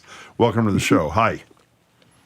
Hey, hi. Thank you, Jim and Marjorie. I really want to lift up the element of big tech in all these endless wars, and to let the listeners know that there's a new documentary, The Tech Expert, happens to be an Iranian American, released recently, called Forever Peace Now.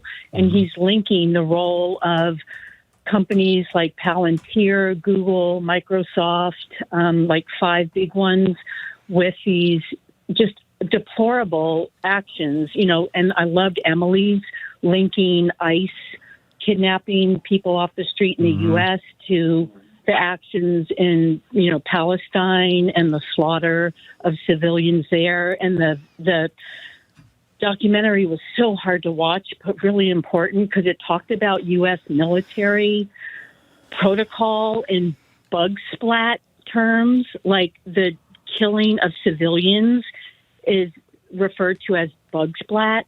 Like, how much blood splat are we willing to accept?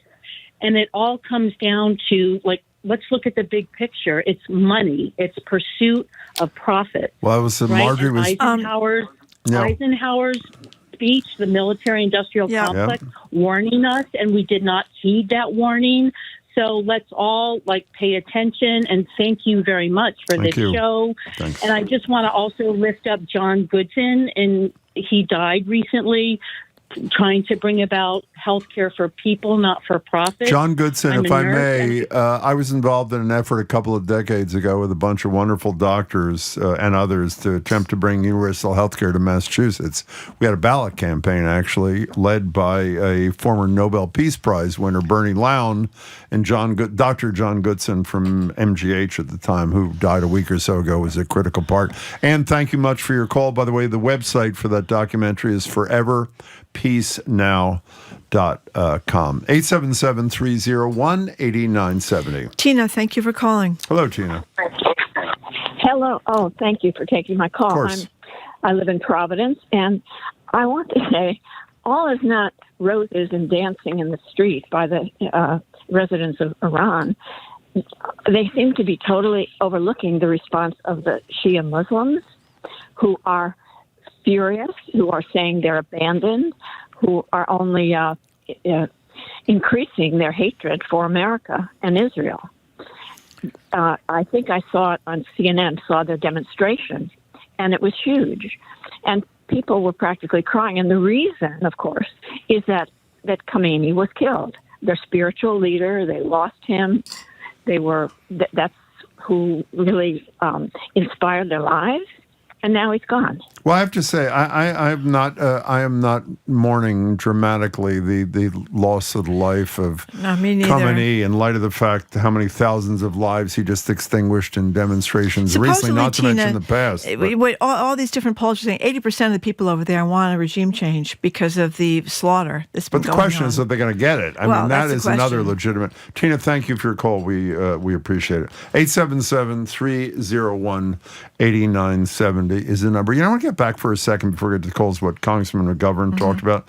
Can you imagine these Republican members of Congress not honoring their obligation? As he said, at minimum, if you're not going to take a vote because you're too scared of Trump, at least have a debate about the appropriate. He has declared war. You can't dance here like some presidents, including Democrats, have done in the past. Well, it's not war. It's a defensive thing. He's used the term himself. They do. And these people don't have the courage to even debate the issue. The Pentagon has announced that they're sending more troops over to Iran and over that area, I should say. Yeah, the Pentagon didn't say whom in the Pentagon, and that Trump has refused to rule out ground troops. So I think what they're saying, more troops headed there, to the ships that are already outside there.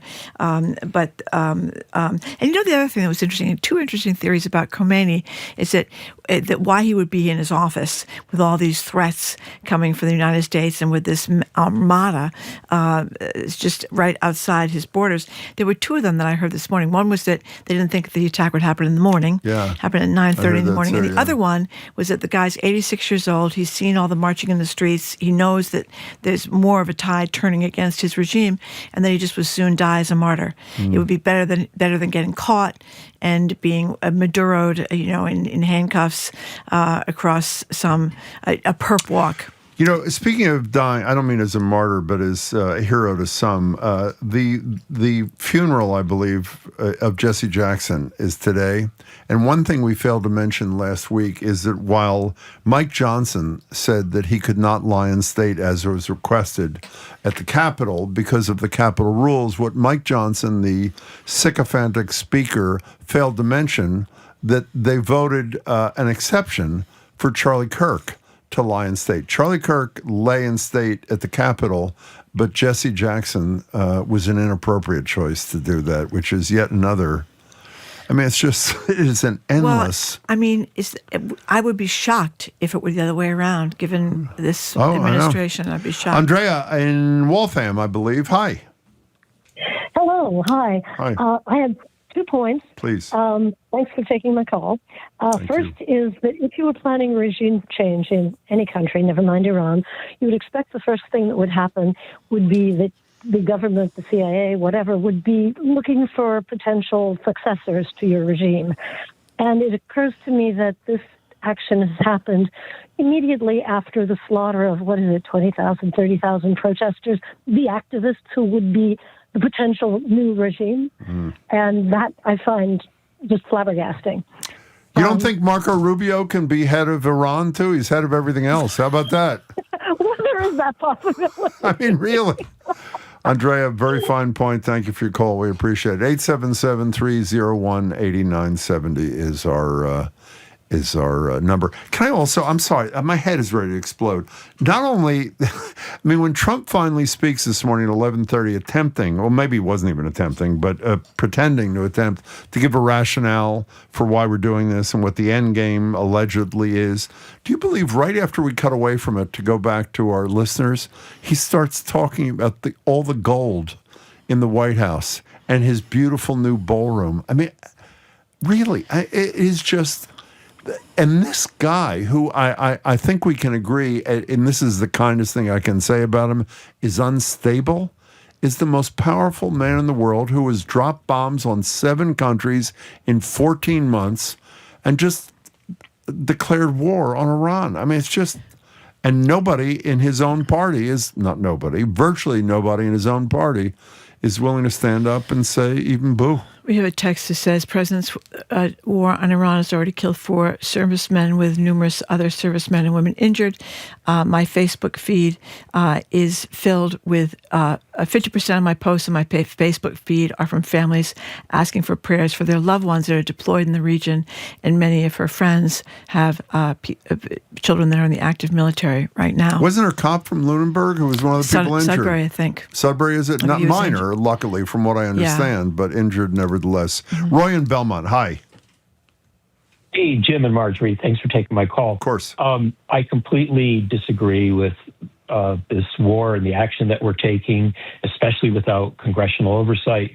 But I do see, I'm trying to look for a little bit of a silver lining here, but he did not mention it specifically in his talk. But Iran is a terrorist country supplying arms and things to other countries. Right. So Ukraine maybe is not going to be attacked by so many Shard drones that are being supplied to Russia. But you notice he didn't mention the word Russia because he doesn't want to mess up Putin's relationship with him. Of course. And the same thing with China. 90% of the oil from Iran goes to China. He didn't want to get Xi all upset, but he's doing this in some ways that might benefit the more peaceful nations of the world. Well, except, and you may be right, Roy, have you witnessed any comments from him that suggest he gives a damn what happens to the Ukrainian people?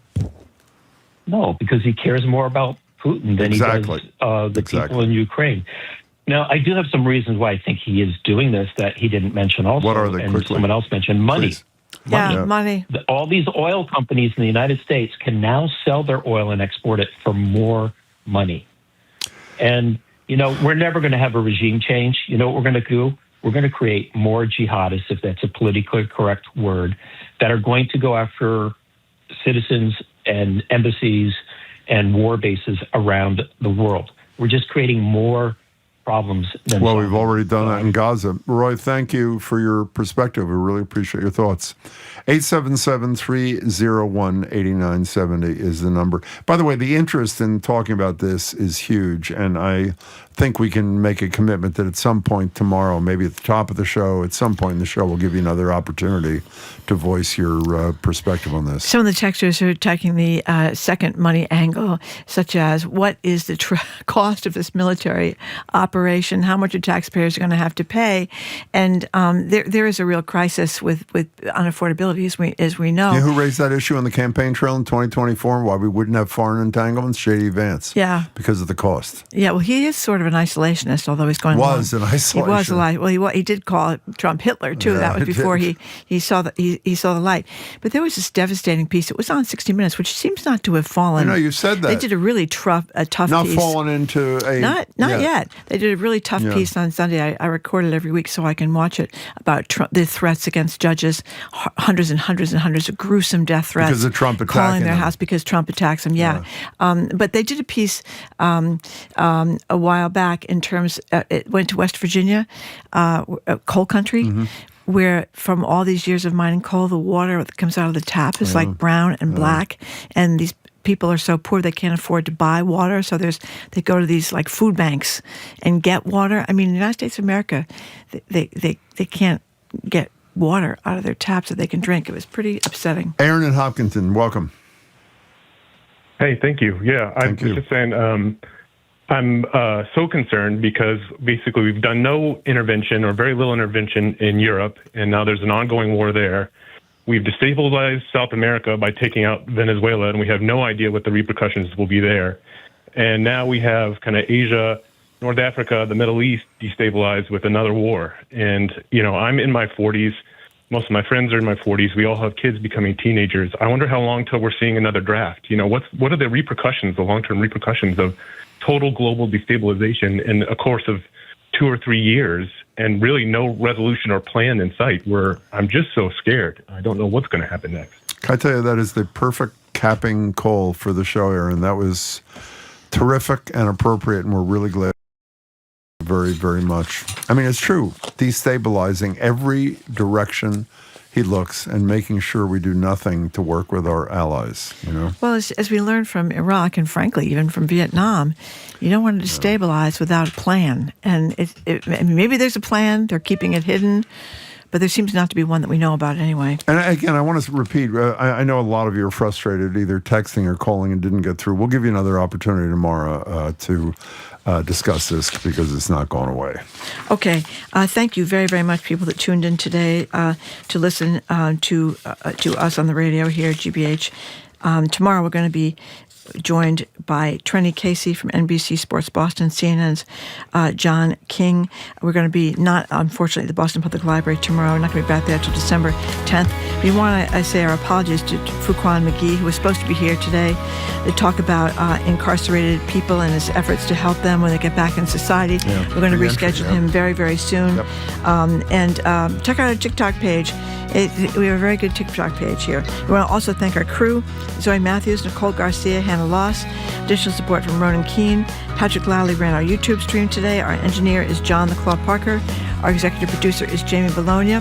The Curiosity Death with Edgar B. Hurg III is going to start immediately after we are done here on 89.7 GBH. And the Culture Show with Jared Bowen starts at 2. They're going to kick off Women's History Month with historian Susan Wilson talking about her book, Women and Children First, The Trailblazing Life of Susan Dimock, a medical doctor. You have anything else you'd like to add, Jim, before we go? I didn't have anything to begin with. Okay, we have nothing else to add. Thank you very much for tuning in. Hope you can tune in tomorrow and have a great afternoon. I'm Marjorie Egan. I'm Jim Browdy. Thanks again, and hope you can tune in again tomorrow. Have a great day.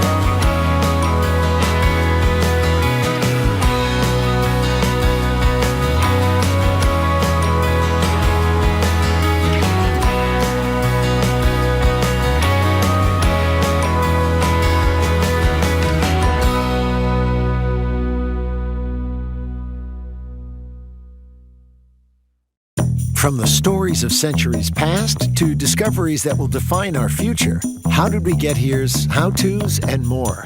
Journey with us down the rabbit hole on the Curiosity Desk. Coming up next on GBH 89.7. Support for GBH comes from you. And Boston College, with its year-long in-person fellowship, Boston College Companions. Accomplished professionals can reflect together, explore new directions, and consider the next step on their journey. More at bc.edu/nextchapter. And Addison Gallery of American Art, presenting both sides of the line. Carmen Herrera and Leon Polk Smith, 45 works that highlight the groundbreaking work of the friends and pioneers of geometric abstraction. AddisonGallery.org. You're listening to 89.7 WGBH HD1 Boston. Online at gbhnews.org. GBH News. What matters to you? I'm Edgar B. Herwick III. Today on the Curiosity Desk, in the immediate aftermath of the U.S. attack on Iran, there was a flurry of information online, some credible and a lot to be skeptical of. In the eyes of one expert on online mis- and disinformation, moments of chaos are when we're most susceptible to from fiction. And when it passed through Congress in 1973, the War Powers Act was a huge deal. It seemed to be the first time that Congress was rolling back the powers of the president. Our question, why is Congress still struggling to assert its authority in times of war? And we end the hour with the tale of a 19th century blacksmith and Worcester native who became a critical voice for peace in his time. It's all ahead this hour on The Curiosity Desk.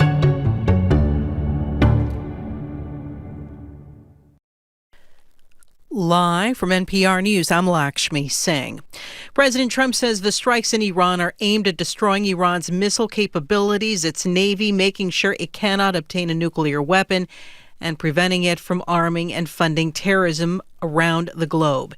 In remarks this afternoon, Trump offered no new details about the length or scope of the strikes that began over the weekend and has so far resulted in the deaths of 4 American soldiers. Today we grieve for the 4 heroic American service members who have been killed in action and send our love and support to their families. In their memory, we continue this mission. Trump speaking at a Medal of Honor ceremony. He recognized 3 Army soldiers, retired Command Sergeant Major Terry Richardson, Staff Sergeant Michael Ollis, and Master Sergeant Roderick Emmons. Ollis was killed in action in 2013. Emmons died in 1985. President Trump has said that he is open to talking with Iranian leaders, but NPR's Ruth Sherlock reports a top Iranian official says Iran will not negotiate with the U.S. As American and Israeli strikes continue on Iran, the country's top security official, Ali Larijani, has one message for the White House: we will not negotiate with the United States. In a post on X, Larijani said President Trump has, quote, betrayed an America First strategy for Israel First. He said the president is sacrificing, quote, American treasure and blood to advance the interests of Israeli Prime Minister Benjamin Netanyahu to target Iran. Iranian Foreign Minister Abbas Araghchi said on X that a deal had been within reach between Iran and the United States at recent negotiations, but, he wrote, Trump has ordered the, quote, bombing of the negotiating table. Ruth Sherlock, NPR News, Istanbul. At least 10 people have been killed in Israel in the 3 days since the start of the war. Itai Stern has the latest from Tel Aviv. 9 Israelis were killed yesterday in the city of Beit Shemesh, near Jerusalem, after Israel failed to intercept an Iranian missile that struck, among other places, a synagogue. In Tel Aviv, a woman of Filipino origin, a caregiving worker, was killed when her home sustained a direct hit. Rescue forces evacuated dozens of additional wounded to hospitals. Iran's Revolutionary Guard claimed Monday that they had targeted the Israeli Prime Minister's office, but these reports were officially denied by Israeli authorities. For NPR News, I'm Itai Stern in Tel Aviv. At last check on Wall Street, the Dow Jones Industrial Average was down slightly at 48,973.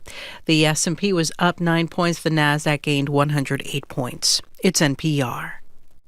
Good afternoon. With the latest from the GBH Newsroom, I'm Henry Santoro. The Pentagon says it's canceling military fellowships at several colleges and universities, including MIT and Tufts. From our higher ed desk, GBH's Kirk Carapezza reports school officials say they've been caught off guard. Last month, the Pentagon cut ties with Harvard, ending all military training, fellowships, and certificate programs at the Ivy League school. Then, on Friday, hours before the strikes on Iran, the military announced it would drop fellowships at 13 additional programs. In a statement, Defense Secretary Pete Hegseth, a Harvard Kennedy School graduate, called the institutions woke breeding grounds. An MIT spokesperson says the university hasn't received formal notice, but stands by its long record in military education, noting that more than 12,000 officers have been commissioned through MIT. Kirk Carapezza, GBH News. It's Women in Construction Week, and here in Massachusetts, the week will be celebrated with events at the Pipe Fitters Local in Dorchester. Labor and Workforce Development Secretary Lauren Jones, along with labor leaders, apprentices, and other state and local officials will take part in the event that is meant to bring together those who want to advance women in construction and women apprentices. 2026 is the 28th anniversary of Women in Construction Week. In sports, the Red Hot Celtics are in Milwaukee tonight. I almost said Chili Peppers. Exhibition baseball, the Red Sox play the Blue Jays this afternoon. 24 degrees in Boston right now. This is GBH News.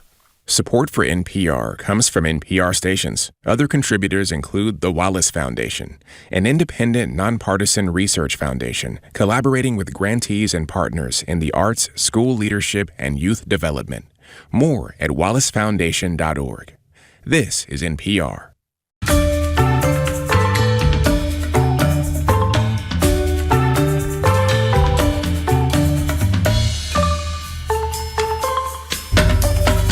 You're listening to the Curiosity Desk on GBH. I'm Edgar B. Herwick III. We're streaming live at youtube.com/GBH News. In an era when news breaks over social media, moments of chaos, like we saw over the weekend, can present a moment of opportunity for bad actors to exploit the situation for their own ends. We're joined now by Joan Donovan. She is the founder of the Critical Internet Studies Institute in Boston University, assistant professor of journalism and emerging media studies. She's also the author of the 2023 book, Meme Wars, The Untold Story of the Online Battles Upending Democracy in America. And perhaps closest to my heart, she is also the co-creator of the Beaver emoji. Hello, Joan. Welcome back to the Curiosity Desk. Oh, super excited to be here. Thanks for having me. So I want to start with a key example from Saturday, the killing of Iran's supreme leader, Ayatollah Ali Khamenei. That announcement initially came from Israel's prime minister, and then hours passed before the U.S. also said he was dead initially on social media, and then hours more before Iran's state media confirmed it. So part of this is just journalists, I think, doing their job, trying to get information confirmed from multiple sources. But part of it is, I think, perhaps people have stopped trusting what heads of state like Benjamin Netanyahu and Donald Trump have to say. What were you noticing across the day on Saturday? Yeah, Saturday, it was happening across all the different platforms. So whenever there's a breaking news event, there's always two things at stake. One is that we're going to get it wrong. We're going to misidentify people. And so smart news organizations will try to figure out 2 or 3 different sources to corroborate information. But what was happening on Saturday was a volley of disinformation, particularly on X, where there were claims and counterclaims that the Ayatollah had been killed in attacks. There was also footage from video games being circulated as if they were part of the attacks. A fighter jet that had been taken down was a video game simulation. This is not uncommon, though, in my world in disinformation. Every breaking news moment is an opportunity to fill the void with whatever kind of propaganda you see fit. And so what's been distressing, I think, about this moment is that if you think about what's been going on in Iran for the past several months, there's a huge uprising. We have limited information on that from the citizens' perspectives. And then on top of it, now you have Israel and the U.S. bombing specific strategic areas while also facing the same problem of trying to get correct information into the hands of the public, which is increasingly impossible to do with the social media environment that we're in. You talk about video game footage. I want to talk about specifically for a minute photos and videos which were saturating social feeds, news feeds. One example, in addition to, as you point out, video game footage is being sort of circulated out there, claiming to be part of this. Another example, Saturday there was a satellite image circulating that showed a bombed-out palace of Iran's supreme leader. That photo gave credence to the announcement that he was dead. but then Trump posted it on Truth Social with a fake before picture. So the after picture appeared to be real. And then there was a before and after, but the before was from a completely different building in a different part of the city. So can you unpack that for us and tell us what impact that has on our ability, the user, the end user, to manage the information that is coming at us? So critically, it's important to understand that Trump is doing propaganda of the deed at this point, right? He's trying to create a narrative about about the U.S. success of the mission. And so we have to take that in context as well. When they're circulating false pictures or pictures that they're claiming are of one place that are of another, atrocities, bombed out buildings. This is so common within disinformation. But really the target is you, the audience. The military knows better and worse, for better or for worse, what's actually happening on the ground.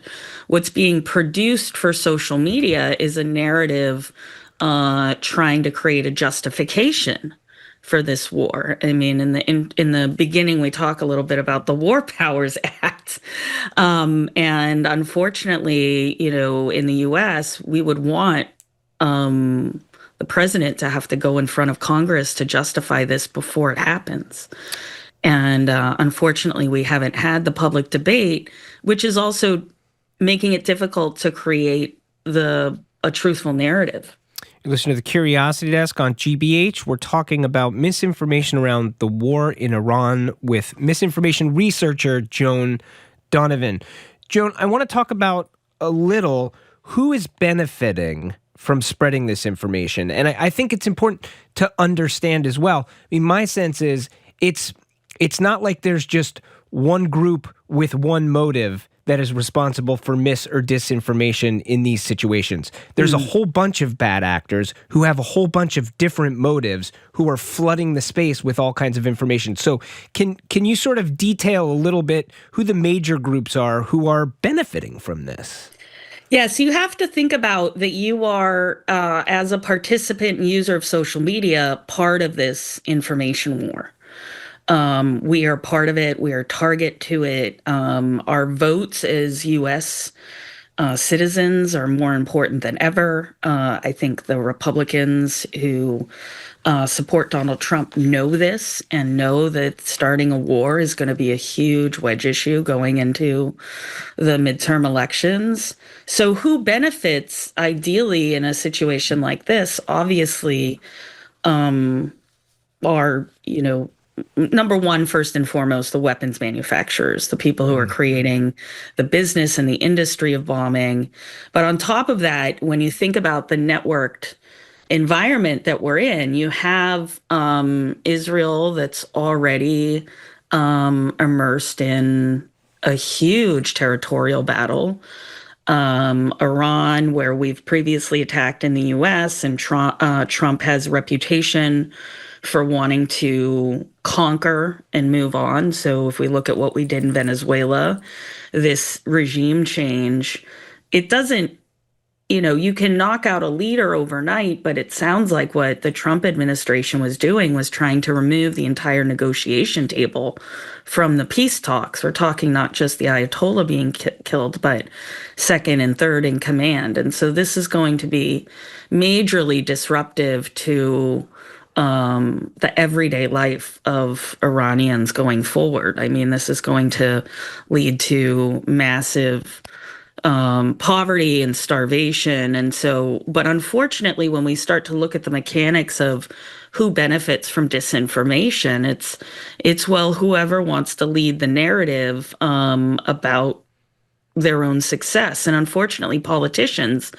benefit the most from having a social media environment that bends to their will. And that's a huge vulnerability in society, because ultimately then it becomes on the user or on the reader or the consumer or the citizen to go out and find what I call timely, accurate local knowledge, which is becoming increasingly harder and harder to find. How do we know what's really going on in the ground in Iran? What kind of reporters are getting that information? What platforms are they circulating it on?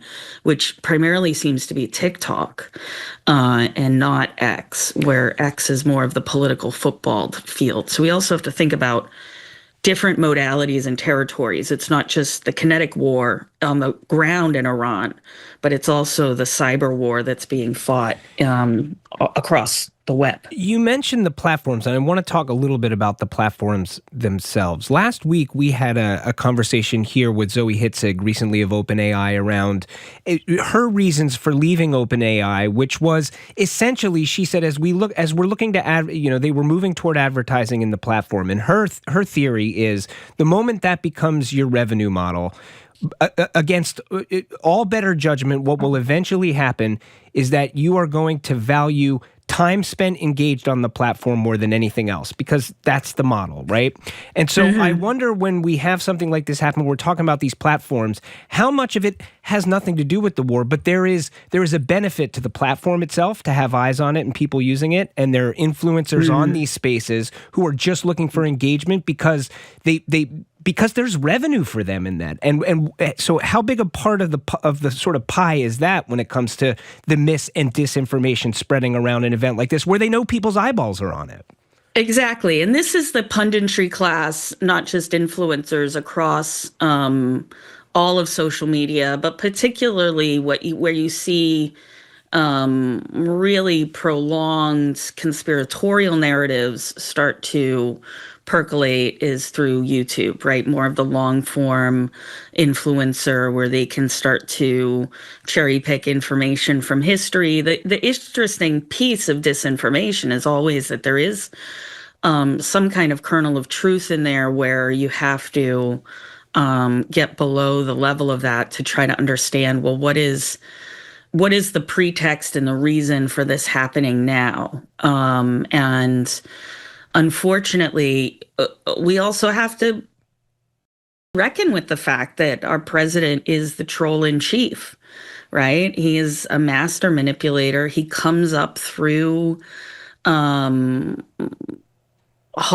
TV as a kind of smarmy, yet funny and charismatic boss man, right? And so that logic and that idea of like, you can just do things has permeated not just the West Wing and the executive branch, but also throughout OpenAI and these companies, especially some of the generative AI companies, are starting to have a reckoning with the U.S. Department of War now that Anthropic has said they will not fulfill contracts that require them to make killer robots or do domestic surveillance.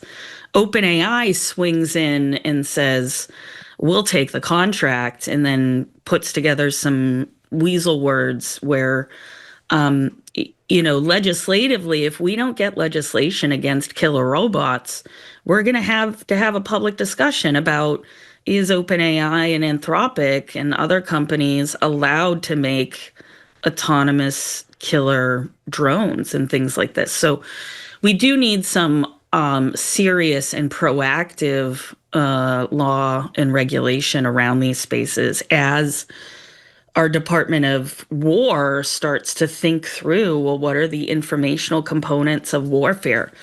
I'll just give you this one piece of information about because we also had this segment about Hegseth being a graduate of the Harvard Kennedy School, and what do military people learn in institutions? And they learn strategy, they learn policy, they learn the law. So I'm not surprised to hear that Hegseth wants a military where we don't have a lot of critical thinkers. I worked at the Harvard Kennedy School for 4 years. I taught a lot of military. I even gave lectures to Ash Carter, the former head of the Department of Defense.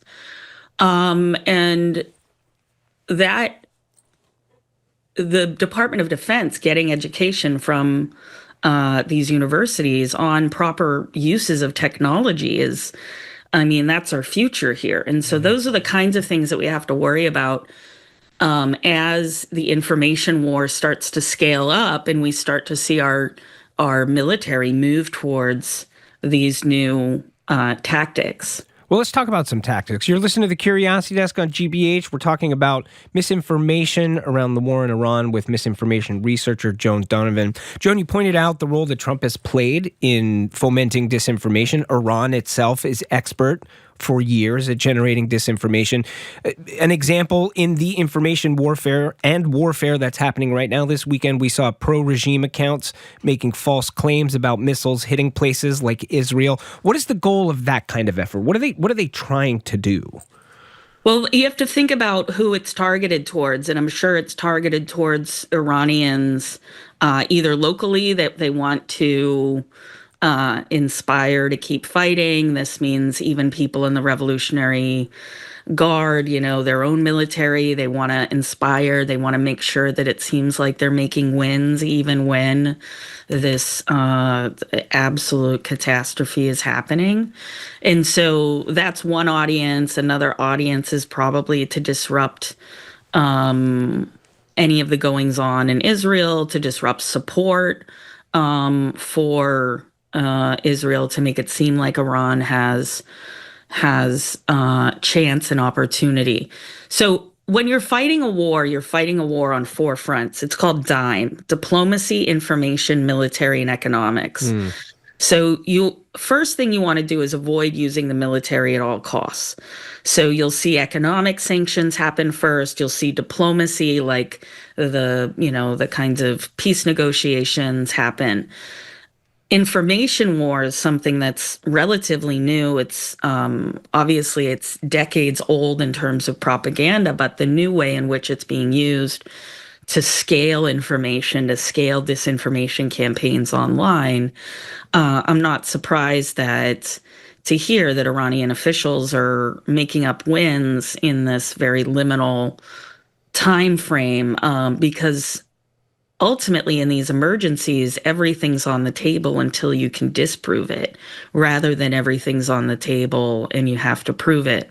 And that's unfortunately somewhat of a reversal of how we think about making the news, because now we have to pay what are called the true costs of misinformation. So every reporter that has to chase down a fake story of Netanyahu's palace being exploded, they're not looking at what's really happening on the ground. Yeah. And so you can also expend your enemy's resources on information by making them chase wild stories. Speaking of information, obviously, the word disinformation, misinformation, the root word there is information. And we look at something like the Iranian regime in the beginning of the year when the protests were happening, they shut down internet access. Now, this is something, talk about the new world we live in. We've been in this world long enough that we know that is kind of a dictator's playbook. We've seen this in autocratic regimes across the world where things are getting dicey and the leaders shut down the internet. What is the practical result of something like that happening?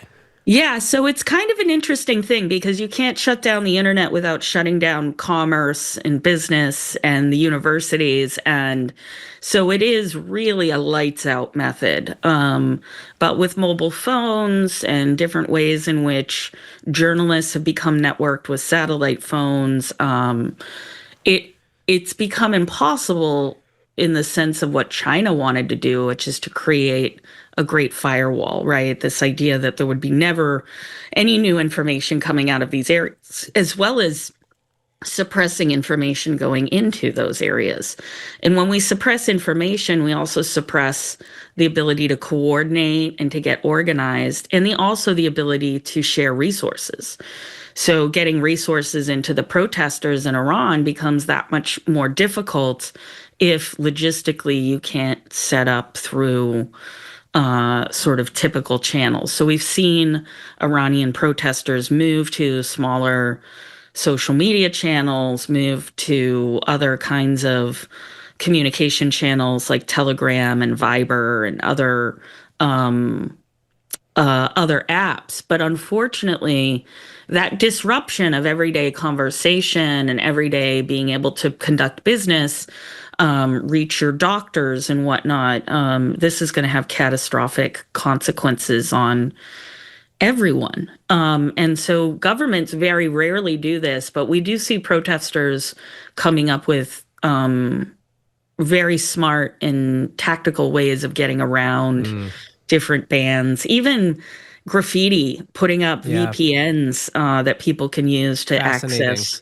information. That's being graffitied in different areas and put up in local town squares. And I think that it's also kind of interesting when I think about the technology of protests that have become popular in the U.S. recently, where 3D printed whistles are our best defense against ICE. And so there is stuff that goes on within these local areas that are very contingent upon what is possible in the moment.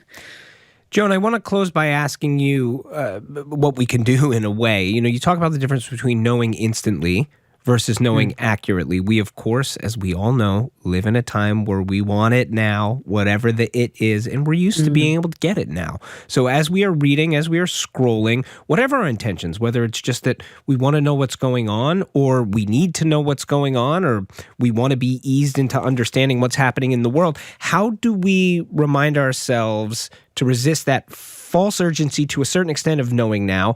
And what can we at all do to sort through everything coming at us to understand what is worth looking at, what is real?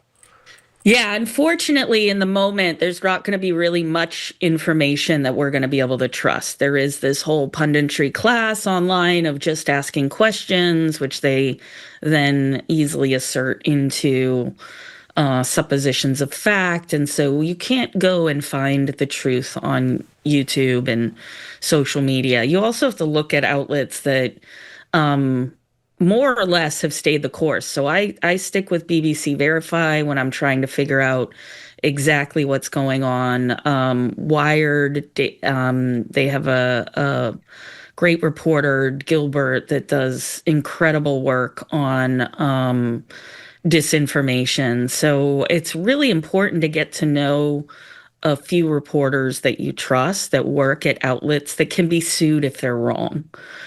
Which is a big deal in this day and age. But also, if it is life and death information that you need, like you have family members that are there, or this is touching you in a specific way, the best support you can get is by talking to your friends and family and neighbors about what's happening and what you can do organized locally. I know there's been enormous protests downtown, anti-war protests that are starting to pop up.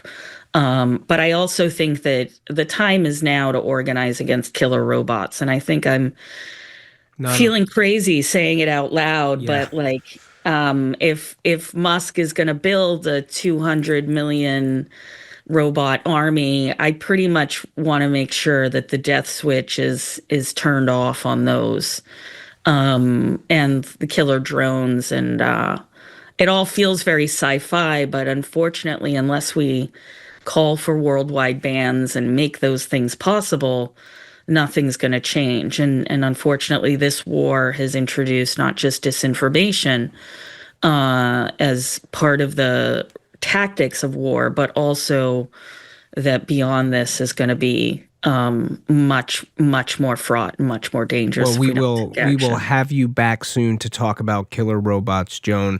We've been speaking with Joan Donovan, founder of the Critical Internet Studies Institute and BU Assistant Professor of Journalism and Emerging Media Studies. Joan, thank you so much for being with us today. Thank you so much, Edgar. Stay with us. Just ahead, we speak with a historian about the War Powers Act of 1973, how it came about, why it's so hard for members of Congress over 50 years later to check the executive branch in times of war.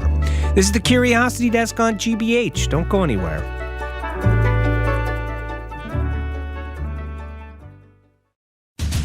When news breaks, Iran hits back at Israel and U.S. military bases across the Middle East. you can count on GBH News to keep you informed. They could shut off the Straits of Hormuz, one out of every 5 means of oil. That'll affect every consumer at every price. I remember the last time he bombed Iran, he said we obliterated Iran's nuclear program. But to suggest anything else, he said was fake news. Well, what happened? Was he lying then or is he lying now? GBH News 89.7. Support for our programs comes from you. And Vivo Performing Arts Jazz Festival returns to Arrow Street Arts March 5th through 8th with performances by Miguel Zenon Quartet, Isaiah Collier, Chris Davis Trio, and Sullivan Fortner Trio. VivoPerformingArts.org. And Brookmeadow at Cobb Center, an assisted living community offering wellness, care, and support services, including an on-site fitness specialist to help seniors stay physically active. More at brookmeadowslr.com.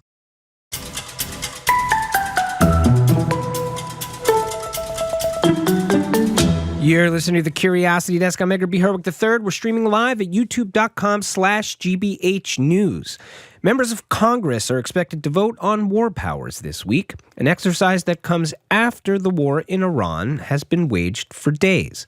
Massachusetts Congressman Jake Auchincloss says Congress should try to block President Donald Trump from any further aggression unless Congress approves. This is a war of choice without congressional authorization. It lends new urgency to the war powers resolution that is coming to the House floor this week. Meanwhile, Senator Ed Markey says a vote in the House and Senate would reveal who supports and who opposes the president's actions. I think as every day goes by, as the risks escalate, as the costs to the American people escalate, then the Republican members of the House and Senate are going to hear it from their constituents. Now, if it seems strange to you that Congress is trying to take action after the fact, you're not alone, and it's not the first time. We've asked Boston College professor and historian Seth Jacobs to join us to explain how the decision to wage war is supposed to work with approval from Congress. The power to declare war does rest with Congress. That's exactly what the Constitution says.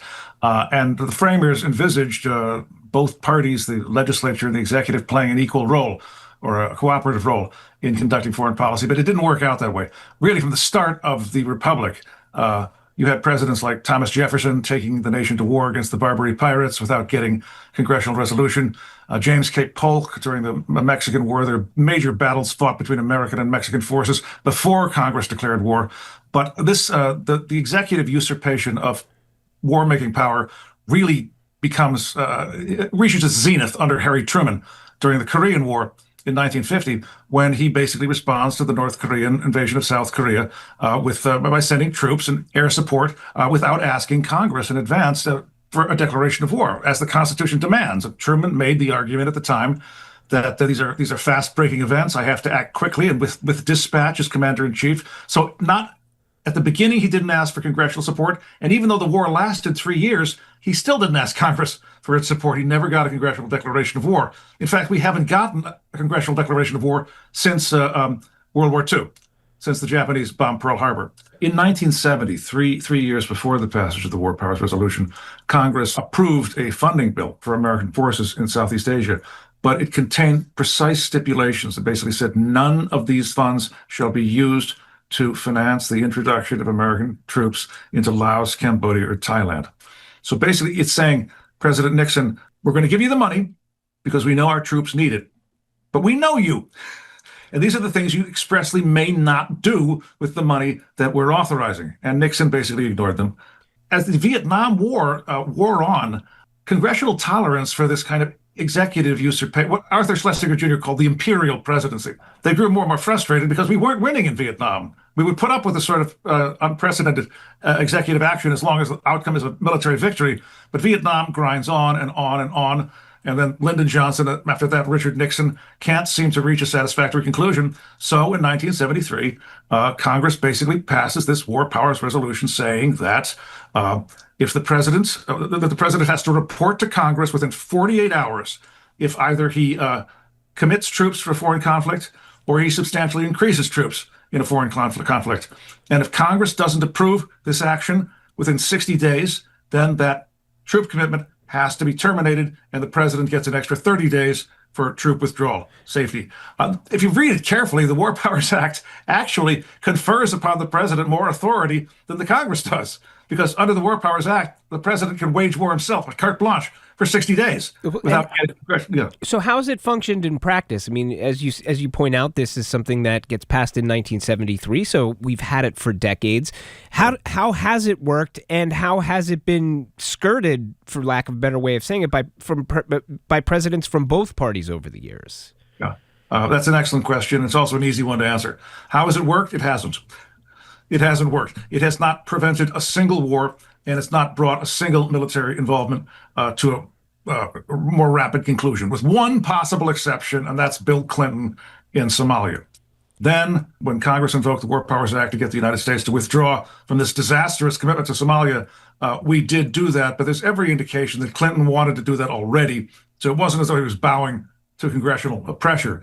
Basically, presidents have said either that this bill have either ignored it or they've said it's unconstitutional. And courts have not been able to resolve the issue of whether this is constitutional or not. And so it's had no impact whatsoever on presidential behavior internationally.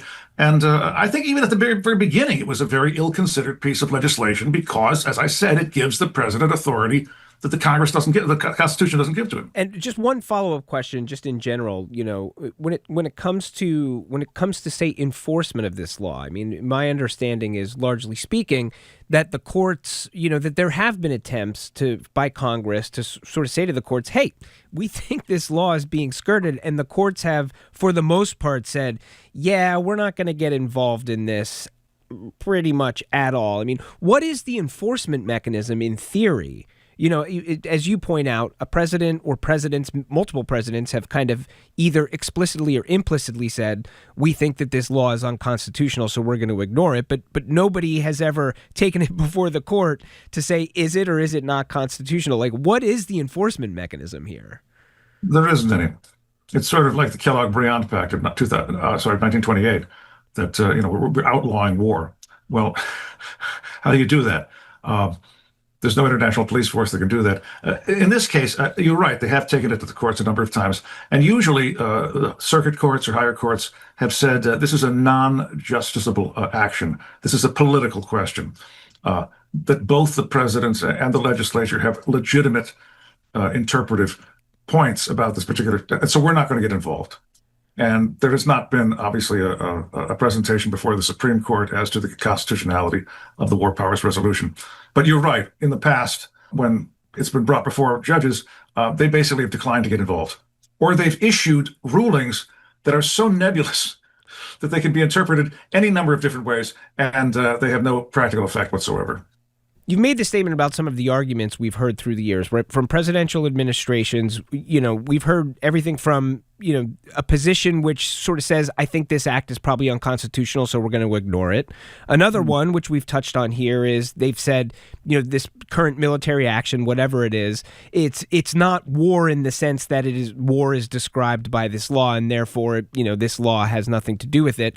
But we've also heard from members in Congress themselves who have largely said, when Congress has talked about taking votes on this, that, and this is chiefly from folks who either, kind of support the action of the president or support the president in whatever given moment we're talking about, that this is just a symbolic action or it's an empty gesture. So do we have a sense when it comes to this law, which has been with us all this time, is that relative toothlessness of this law, is that a feature or is that a bug? Which is to say, was the law designed to not really work, or is there something sort of faulty in the writing of the law? I think the latter. I think at the time it was passed, it was considered a very big deal. It seemed to be the first time that Congress was rolling back the powers of the president in the Cold War. So it was actually considered a major accomplishment, a major watershed moment. It's only with time that we realized that the wording is very imprecise. You talked about what constitutes actual warfare.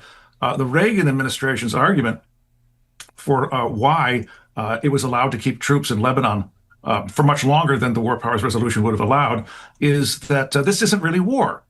This is anti-terrorist activity, which is analogous to domestic police work more than it is state against state war. So it doesn't apply here. Obama, I believe it was in Libya, basically made the argument that the War Powers Act doesn't really apply here either, because we're doing this along with other NATO countries. It's not a unilateral U.S. action, so the War Powers Act has no bearing on it.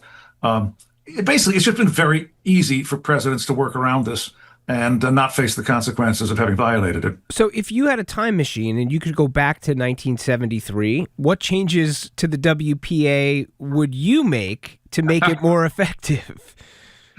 That's a really good question. Well, first of all, I'd forget about the 60-day grace period where the president essentially gets to do whatever he wants. I think that, actually, I would scrap the whole piece of legislation. I don't think that the president should have to report to Congress within 48 hours after committing troops. I think he should consult with Congress before he commits troops, before you put troops on the ground. I think it's not that big a deal. I know it's sometimes considered cumbersome for Congress to reassemble before you react against an immediate threat, but that was certainly not the case at the time that Nixon clandestinely bombed Cambodia. Nixon had already invaded Cambodia. Nixon had already supposedly cleaned out communist sanctuaries in Cambodia. The Cambodians weren't about to do something drastic. They weren't about to drop an atomic bomb on the United States, for example. There was time to talk to Congress. So I think the whole 48 hours notification thing is unnecessary. It's rare that you find a piece of legislation that is this toothless, really. And that was Boston College historian Seth Jacobs explaining the war powers in the U.S. as members of Congress gear up for an expected vote this week. Jacobs' book is Rogue Diplomats, the Proud Tradition of Disobedience in American Foreign Policy. Stay with GBH this afternoon for the latest on Iran. Our colleagues at The World are reporting on how things look inside of the country, where some people are both celebrating the death of a dictator while also saying they're afraid of what comes next. That's coming this afternoon at 3, right here on GBH. And stay with us just ahead for another chapter of America 250 history. One of the most prominent pacifists of the 19th century just so happened to live in Worcester, making his living at one time as a blacksmith. This is the Curiosity Desk on GBH. Don't go anywhere.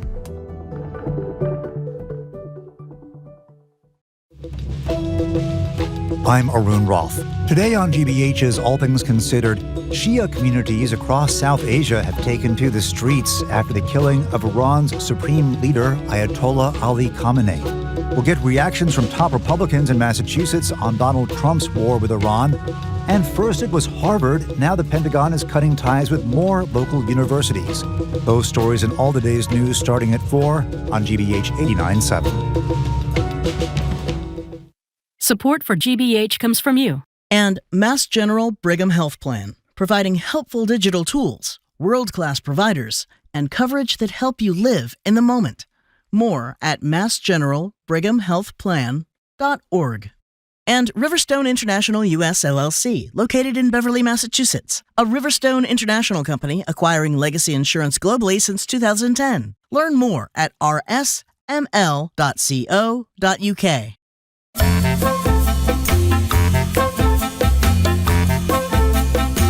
You're listening to the Curiosity Desk on GBH. I'm Edgar B. Herwick III. We're streaming live at youtube.com/GBH News.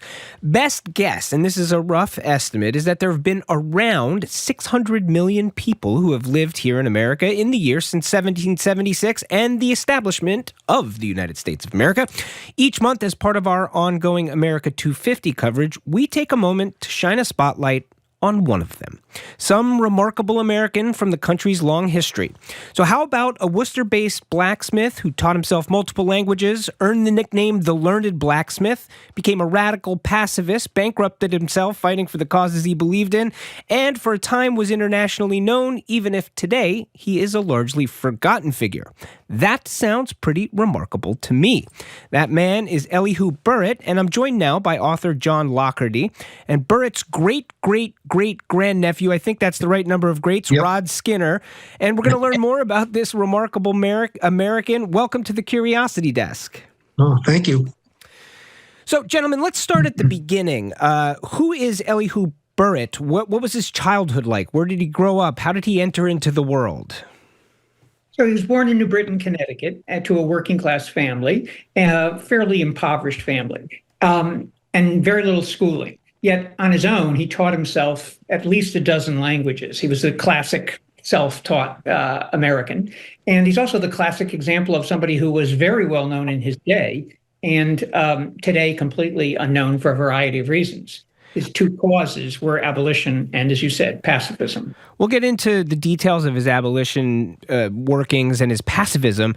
I want to come to you, Rob. Rob, I think you nodded and said I was right. Great-great-great-grandnephew. That's right. How large a figure has he loomed in your family, or is this something you kind of found your way to and learned more about him than your family ever knew? I think really it's our finding our way to him. New Britain, where he was born, and he's really the son of New Britain in many ways, has been a family place for a long time. My grandfather grew up there, and there's a park there to my uncle, who was a war hero from Korea. But we first really began to focus on Elihu Burritt when my brother got wind of the fact there was a 200th bicentennial going to take place at the Elihu Burritt Library. And so we contacted Central Connecticut State University, where the library is, and became involved in the bicentennial. And then because of that, we were so moved by the story and what we were learning about our ancestor that we actually established a scholarship for students who were doing any kind of research on Elihu Burritt. Very cool. John, I want to ask about the languages bit, because you say, I've read in some places maybe he spoke as many as 50 languages. How did this man learn all of these languages, and what did he do once he sort of had this superpower, so to speak? Well, I think the journalists who said he knew 30, 40, or 50 were exaggerating as journalists. I see you nodding too, Rod. It's like one of those things where if I know a couple words in I can say I don't speak French in French, but do I speak French? No, I do not. Right. It was a great talent of his to learn as many as he did, and I'm guessing about a dozen. But what constitutes total facility in a language? He could read and write French very well, but he was a little uneasy speaking to French people when he was in Paris. So it's a little hard to say. But that the facility with languages is what got him started in his career as a remarkable American, because he went on the lecture circuit known as the Learned Blacksmith, this man with no education who was a blacksmith and spoke all these languages. And that sort of put him on the map in a way. He was able to meet so many important figures of the mid-19th century in American history and politics, and then involve himself in the peace movement and the abolitionist movement because of the notoriety he had as the Learned Blacksmith, a term he came to hate, of course. Interesting. Yeah, so let's move into his life as an activist. You mentioned his abolitionism. He had a pretty unique take. He had a pretty specific plan for how he thought we ought to abolish slavery here in the United States. I wonder if you could both tell us a little bit about that. Sure. He founded what was called the National Emancipation Compensation Society. He was sure that to allow slavery to die a natural death would take too long, and it was too great a heinous stain on the American character. But he also felt that if the South seceded and we went to war, that was going to be more catastrophic than anyone imagined, and that it would not help Black Americans either. So his plan was the federal government should sell all the land out west for hundreds of millions of dollars, possibly even $1 billion, and use that money to pay the slave owners in the South to release their slaves and take on free labor. And it was not a popular idea in the late 1850s at all. Even his good friend Frederick Douglass was not in favor of paying any money to slave owners to stop their immoral practice. The ironic thing, of course, is, though, the war did come. 700,000 people died. It cost him far more than $1 billion, and he was quite right. Life was no better for Black Americans. I see you nodding, Rod.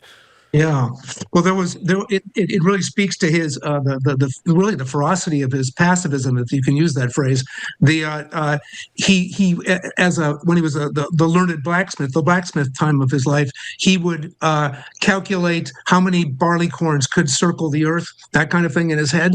And when he got into the time of the war, he began to calculate how many bodies that have been lost in war could circle the earth, how many times. or how deep a lake you would need to hold all the blood lost in wars. So he was not some quaint guy with an idea. He was really fierce about it, and as John will probably tell you more about, he was not really successful in his efforts, but in a way that's part of why he attracts us so much, because he always talked about the elements of moral authority, moral power, and that included faith, courage, and tenacity. And he did that no matter what the results, because he did what he thought was right regardless. I'm talking with Rod Skinner and John Lockerty. We're talking about Elihu Burritt, the Learned Blacksmith. Rod, I want to stay with you for a second. We know him in part today because he was also a writer. We have some of his writing. What was he writing about in the time, and what that sort of exists from that time that you have read still kind of resonates with you? Well, I will talk briefly, then defer to John, who was a much better expert in this than I. But I just finished rereading his book called The Learned Blacksmith. It was actually a collection of his journal entries and letters, and he was prolific. He wrote all over the place, and he created newspapers. He produced leaflets that he would drop into other journals to fight for peace, but also to pass on educational lessons for little kids. He had a beautiful thing called The Dewdrop of the Law of Kindness, small words for little children, where he would educate them about how to live life. So it's been fun sort of tracking the documents. And I will say, just in case we don't get to it, that another family member has found another journal that we're hoping to look at soon. So there's more to come. Oh, new information continuing to come to light. John, are you licking your chops at getting your hands and eyes into that one? Sure. You mentioned Worcester, Massachusetts before, and that was, he left Connecticut to go to Worcester because he felt that was a more dynamic city in the 1840s in terms of the American Peace Society being founded there and more people interested in the abolitionist movement. He was one of the most prolific journalists of his time, certainly. And as a lecturer, he traveled all across the country, more than I think any political figure of his day. Several hundred lectures he gives over a 10-year period in as far as Missouri and Iowa, all throughout the North. He also goes abroad, right? And then the peace movement was languishing here. There were many people who felt, well, there were such things as just wars. What do we feel about self-defense? And Burritt was completely uncompromising in that, a very religious man who believed any war could have been avoided if people had made the right decisions at that time. So he left and spent many years in Europe, because that was where the peace movement was much more active. And he became a leader there in organizing peace congresses in Brussels, in Paris, in Frankfurt, in London. Of course, his timing was completely off, because the mid-19th century is a terrible time for many wars in Europe. But the ideas that he brought forth in these peace congresses were so far ahead of their time. The need for a United Nations, the need for a world court, the need for arms reduction, the need for international arbitration over disputes, all of which became a part of our understanding of international law in the 20th century, but were pretty much rejected in the mid-19th century.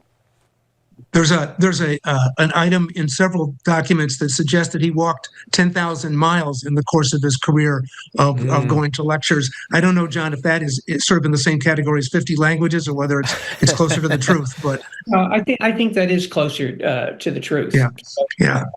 I also want to say a word about why we're paying attention to him now, because at the Central Connecticut State University in New Britain, Connecticut, has the Burritt Archive, and the local library has his diaries from the 1840s to the 1860s. And this was these were sources never really much paid attention to before. So the publication of the book called A Radical Vision, The Life and Times of Elihu Burritt, is thanks to the Burritt Library at Central Connecticut State University. And I think he is a figure who does matter in our time, and gives us a more nuanced sense of the abolitionist movement and pacifism in his time. But he was certainly not a person by the early 20th century that Americans were comfortable with, not as we're entering World War I, not as he believed in interracial education. No one wanted to hear that at the time of his death and in the years after. So in some ways, a rather lonely figure, a voice in the wilderness, but one that speaks to us now.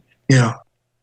I am endlessly fascinated by characters from American history who reached levels of fame like it sounds like Elihu Burritt had, who then disappear into the mist, who are not remembered at the level at which, it's not commensurate with the fame that they experienced at that time. You've sort of touched on it a little bit there, John, but is that the only reason why we don't remember him today? Why don't we know this figure better than we do? I attended New Britain High School in the 1970s, and there's a monument to Elihu Burritt in a little park right across the street. No one in the 1940s, 50s, 60s, 70s in New Britain, Connecticut had any idea who this man was. And in some ways, that monument is a good metaphor for the situation there. It was put up in 1917 as America was entering World War I. No mention on it of Burritt being a pacifist who would have opposed that. No mention of how Burritt would have been supporting the civil rights movement. In other words, he was a threatening figure to a lot of Americans by the early 20th century. And that's one reason he was sort of tamed in some way. The statue mentioned the minor causes he was involved in, mentions nothing about his views on race in America, nothing his views about the pacifist movement whatsoever. In some ways, he was too... Rod, as somebody who, admittedly has a little bit of a dog in the race in so much as this is, this is one of your ancestors. So, presumably, you want to beat the drum for him, for that reason. But what do you, make the case for why, people are busy. People, there's lots of periods of history people can look into. Why is it worth kind of spending some time with this man, and what does he have to tell us today? No, that's a great question. In fact, I would say his message today, specifically today, couldn't be more powerful given what we're going through. But I think it's interesting. My son has gotten very attached to the knowing about Burritt, and to the point where he's begun to think about him in some of the terms you just asked about. And he sees a direct line between Burritt's ideals and the ideals of change and democracy that were laid out by Howard Zinn and Robert Coles, talking about the lives of moral leadership. And so I think there's a real philosophical through line here that still exists. I just think we haven't really pulled it out onto the surface as much. I don't think we're talking about it as much, living it as much. But the need for that sort of moral, tenacious courage is very much needed now. And I think we're all looking for people who have it, honestly. If you were to ask most Americans today who is responsible for the civil rights movement, the passage of the Civil Rights Act, everybody would name Martin Luther King. Maybe a few people would name Rosa Parks. They wouldn't know the other 20 people who were involved in that, made it happen. And that's the case with Burritt and abolitionism. We know Frederick Douglass. We know maybe one or two other names. All the nuances and ambiguities of events and movements in American history are lost if we don't have the full story and all the people who are involved. All right. John Lougherty is author of Radical Vision, The Life and Times of Elihu Burritt, abolitionist, pacifist, and linguist. And Rod Skinner is Burritt's great-great-great-grandnephew. Thank you both for being with us today on the Curiosity Desk. Thank you, Edgar. Just a quick note, Elihu Burritt came on our radar thanks to Rod, who sent us a message suggesting we cover it. So if there's a remarkable American you think deserves a turn in the spotlight here on the Curiosity Desk, or a question of any kind you've been curious about, let us know. Check out the form on our webpage. And talking about remarkable Americans, I'm joined in studio now by the one and only Jared Bowen. Am I a remarkable American? Is that what you're saying? Absolutely. I am saying you're a remarkable American. Of course you are. And what remarkable Americans or just people will you be talking with today on The Culture Show? I'm glad you said that. We're talking about a really, truly remarkable American. Susan Dimock. People might know the Dimock Center here in Boston. Susan Dimock was this extraordinary woman who had to go all the way to Europe in the 1800s to get her medical degree because Harvard denied it. Hers was an early life. She died in a shipwreck. So we're going to talk about this whole story with Susan Wilson, who's written her biography. We'll talk about the Creative Sector Day happening at the Massachusetts State House tomorrow. Emily Ruddock of MASSCreative joins us to talk about all the issues that are facing arts organizations, especially with federal funding, etc., and the advocacy work they're doing. And then the New Bedford Art Museum has a fantastic new exhibition looking at political resistance by way of artists from Mexico. So we'll talk about that exhibition, which is super fun. Fantastic stuff. That is Jared Bowen and The Culture Show coming up in just 2 2 short minutes. As for us, that's about it for us for today. The Curiosity Desk team made it happen, and we can't do it without them. The Curiosity Desk will also be back in 23 short hours right here on GBH. Until then, I'm Edgar B. Herwick III. Stay curious out there.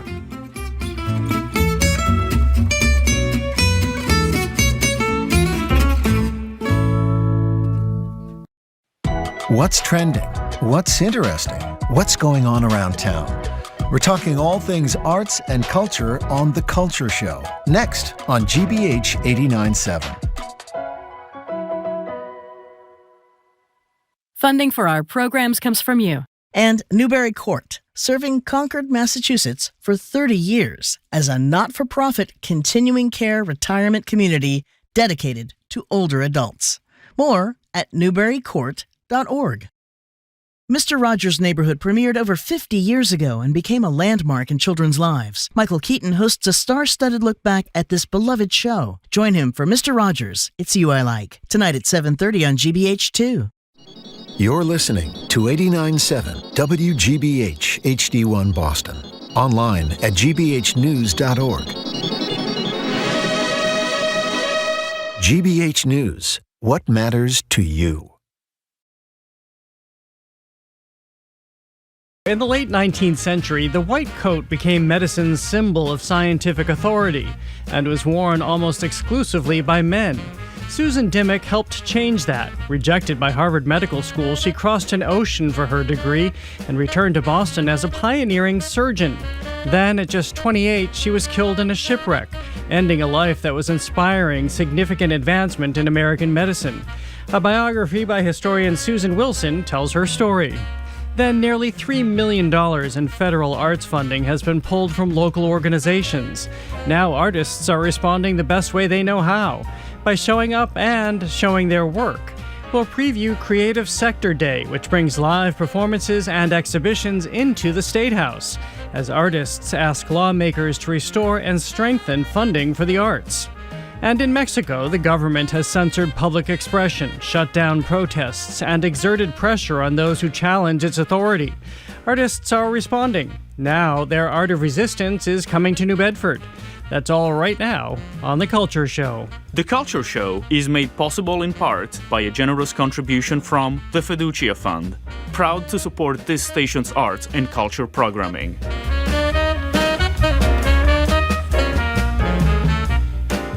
I'm Jared Bowen. This is The Culture Show, live on 89.7 and streaming on the GBH News YouTube channel.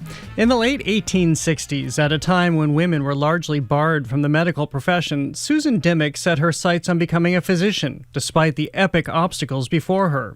Rejected by Harvard Medical School because of her gender, she studied at the University of Zurich. Instead, it was one of the few institutions in the world that admitted women at the time. She earned her medical degree, returned to Boston, and established a reputation for her skill and singularity. At the New England Hospital for Women and Children, she became the resident physician and a practicing surgeon, performing complex and groundbreaking operations. She also helped establish one of the nation's first professional nursing training programs and advanced a model of care centered on women treating women. But sadly, hers was a brief life. She died in a shipwreck at just 28. Her legacy, though, is lasting. Today, Boston's Dimock Center in Roxbury, one of the city's leading community health institutions, bears her name. Her extraordinary life and unfinished promise are brought vividly to life in the book Women and Children First, The Trailblazing Life of Susan Dimock, MD, by historian Susan Wilson. She joins me now as we kick off Women's History Month. Susan Wilson, welcome back to The Culture Show. It's great to see you again. Thank you so much, Jared. Great to be here. And I should mention you're doing upcoming book appearances at the Boston Public Library at the JP branch and Wellfleet Harbor Actors Theater. So this is a prelude to those conversations. Exactly. May I just share what you said to me when we both walked into the studio? You asked me if I cried when I read this story. I did ask you if you cried. Did you? I didn't cry, but I think I had this sort of extraordinary grief and shock at how amazing this figure was, and then this horrible end, because there was so much promise, and all of that on top of the fact that we largely don't know today who Susan Dimock is, even though we might know that name. Right. How did you feel? Did you cry when you first really began to understand the scope of her story? Absolutely. Absolutely. Actually, the way I discovered her story, if you want to go back to this for a second, was 30 years ago. I used to write history columns for the Boston Globe, and this is like in the 90s, and I would go down to the Boston Public Library to read microfilm, and I would just look through newspaper headlines to see interesting ideas that might be stories. And I started reading the papers in 1875, because doesn't everyone?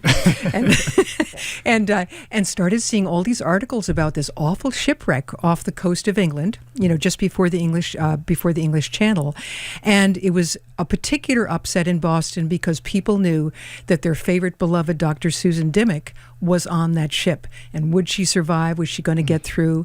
And then as you watched the newspaper, it was like, nope, she didn't make it. And that was my introduction to her and my very first story about her, which was in the Globe like 30 years ago. Well, take me back to who this remarkable girl was, because she showed her intelligence, her promise, even as a young girl, as her family around her recognized. She was so remarkable. Absolutely. She grew up in the slaveholding South. She grew up in a town called Washington, North Carolina, often confused with Washington, D.C., because it's Washington, N.C. It was the first Washington in the United States, and she was born in 1847. In Washington, North Carolina at that time, there weren't even schools for young girls to go to. Young women were supposed to grow up, get married, have children, take care of the house. So the idea of a little girl saying, I want to be a doctor, was insane, let alone get a good education. But she did it on her own. Her mother realized that she was very, very smart, so actually tutored her at home and then started a school for young girls so that Susan would have classmates, okay? Then Susan went on and was able to get into the public schools when she was older and taught herself Latin because many of the medical books were in Latin because she was so interested in medicine, and adhered herself to the local doctor, Solomon Satchwell. And he let her go out on rounds with him and go and visit in the countryside and actually help him out when she was like 11 and 12 years old. And she was just totally, totally into it. And her mom said, if you want to be a professional, which women don't normally do, why don't you be a school teacher? You'd be a very good school teacher. And Sue's dad, really supported her and said, Sue says she wants to be a doctor, and I say she may. So that was the beginning of it. Well, I wonder about what she learned of empathy at that time, too, because she saw slavery unfolding practically in her front yard while she was growing up in North Carolina before the family moved to Massachusetts. Absolutely. This was in North Carolina. There were plantations in Washington, North Carolina that had dozens and dozens of slaves. Even her family had at least at different times 5 or 6 enslaved individuals working there. They ran the local hotel and lived in the local hotel, the Lafayette. And we do know that as a child, even though there was a mixture of feelings about pro and anti-slavery at the time, but we know that she said that she was an abolitionist. And during the Civil War, many of the enslaved escaped. This was a stop, by the way. Her town was a stop on the Underground Railroad, a very important nautical stop, which we're learning more and more. Many more escapes probably happened by seas than on the ground. But when she came north, after her town basically burned down and her home burned down, her father died, and she and her mom came to visit relatives in Massachusetts. But we later learned that she brought 2 of the formerly enslaved teens with her, and when they were here in Massachusetts, they were automatically freed. And she was very, very much, when she became a doctor, very much into treating everyone very, very equally, which at that time, even in the North, was quite unusual. So she broke all the rules. Yeah. And we should mention for people keeping track, it was Sterling, Hopkinton, Boston, of course. She had a presence in all of these places here. Yep. So let's move to her pursuit of education and a black mark on Harvard that they denied her entry into their medical school, but she was undaunted. She found a solution. Yeah. So what happened was when she got here, through various connections in the abolitionist lefty circles of the time, she met Dr. Marie Zakshevska, who people call Dr. Zak because they can't pronounce Zakshevska. And if you saw it the way it was written, you would understand. Who was running in Roxbury. Well, at the time it was in downtown Boston, the New England Hospital for Women and Children. And this was the second hospital in the United States where women doctors treated women patients. For frame of reference, in 1860, there were 55,000 men who identified as doctors in the U.S. and 300 women. Women kind of snuck in the back door because the major medical schools, like Harvard, for example, did not let women in. So she actually became a student at the hospital, even though she hadn't graduated from any high school because of the war and everything else. She hadn't gone to college. And she became a student at the hospital. And everyone thought she was amazing because she knew so much from all the studying she'd done and hanging out with doctors all her life. And so she's 18, 19 years old. They say, you know what, why don't you apply to Harvard? Because that is the school here. And she applied, and they turned her away completely based on her sex.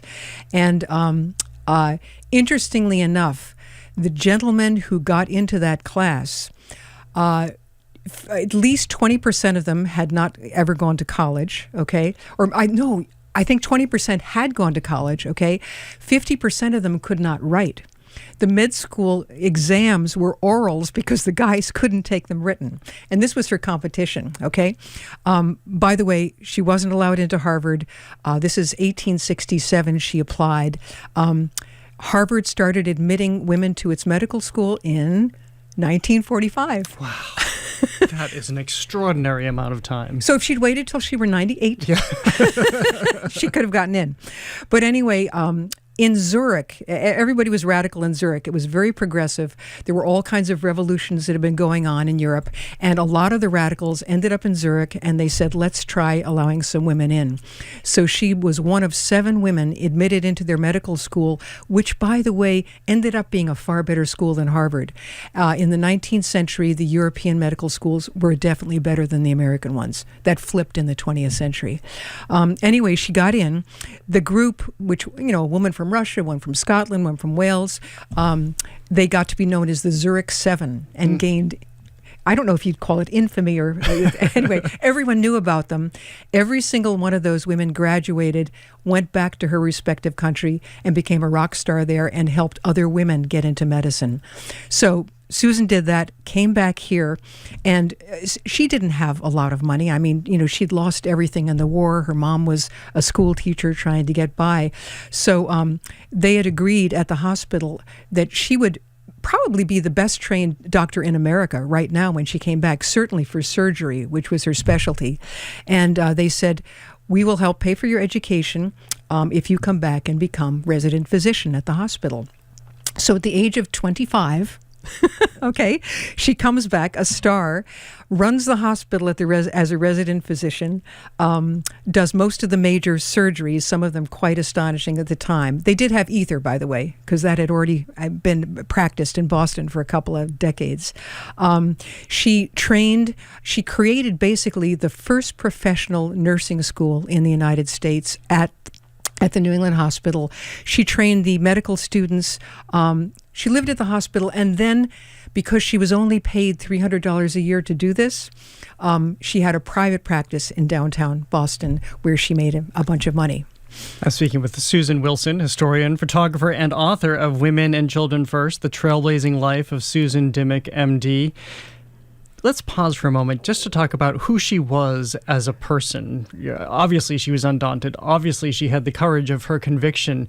But you have these great details about her and the life she lived and the friends, the people who just held her in huge esteem. How did she carry herself? What kind of person was she? She was, in many ways, she was very quiet and reserved, okay? A powerhouse, but she was very quiet and reserved. She had like a low voice. People said that, this combination of growing up in the pre-Civil War South and then being in the North and then in Europe, that she had Yankee grit and Southern charm. And I like that, which means... I think I would like to have that, actually. That's a good combination. It got her through a lot, okay? She was very, very, I don't know. She would just, I think if she were alive today and was wearing a T-shirt, she would be wearing one of those T-shirts that said, just do it. Yeah. So she was undaunted. She would just keep going, keep working, didn't worry about what other people said. For example, in the 1870s, when she was running the hospital, there were a couple of gentlemen, Horatio Storer, Edmund Hammond Clark, who were professional Harvardians and doctors in the area, who basically said women should not be doctors, or if they did it, they should do it lesser. They shouldn't do it with men. They shouldn't go to school with men, and they shouldn't get too smart. Edward Clark wrote this book called Sex and Education, which basically said the larger a woman's brain, the smaller her ovaries, and if she gets too smart, she'll become sterile. Yeah. Okay? Well, to them, let's talk about this extraordinary surgery she did on a person's neck. Yes. And how groundbreaking that was. I doubt that any of the men who made those comments could have done this at the time. Exactly. It was probably from some operations that she saw when she was in Zurich, or later went to Vienna and see some of the extraordinary surgeons there. But a little girl came in from the Cape, and she had this giant tumor on the side of her neck, and using anesthesia, again, ether, she incised this and removed 71 or 72 small lobules, drained them, sewed it back up, and then created, this thing was bigger than the girl's neck on the side of it. And it was such a big deal that they actually had a photographer come in and do before and after pictures. And at that time, that wasn't normal at all. Photography was still even relatively new and totally new in medicine, but it was written up in journals around the world.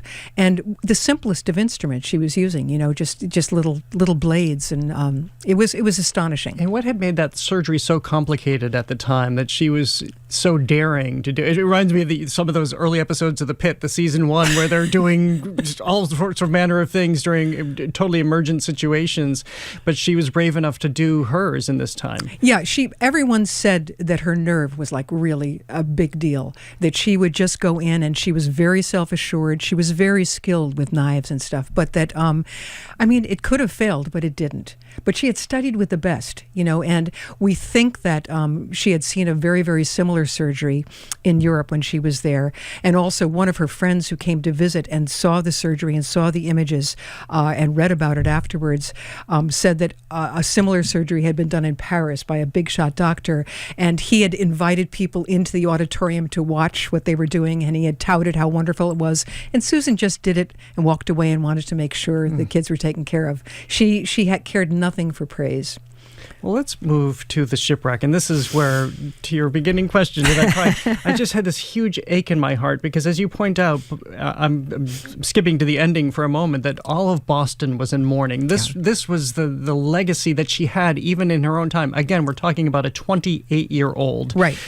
What happened that she landed on this ship, and what happened in that horrible voyage? So what happened was, after 3 years, she was burned out, okay? I already mentioned all the things she was doing, including the private practice, okay? And so she and her closest companion, a woman named Bessie Green, who was from an abolitionist family, and they were very, very close, decided that they and another friend would go across the Atlantic. And there were lots more transatlantic ships at that time because most of the wars, including the Franco-Prussian War, were over, and it was considered safe.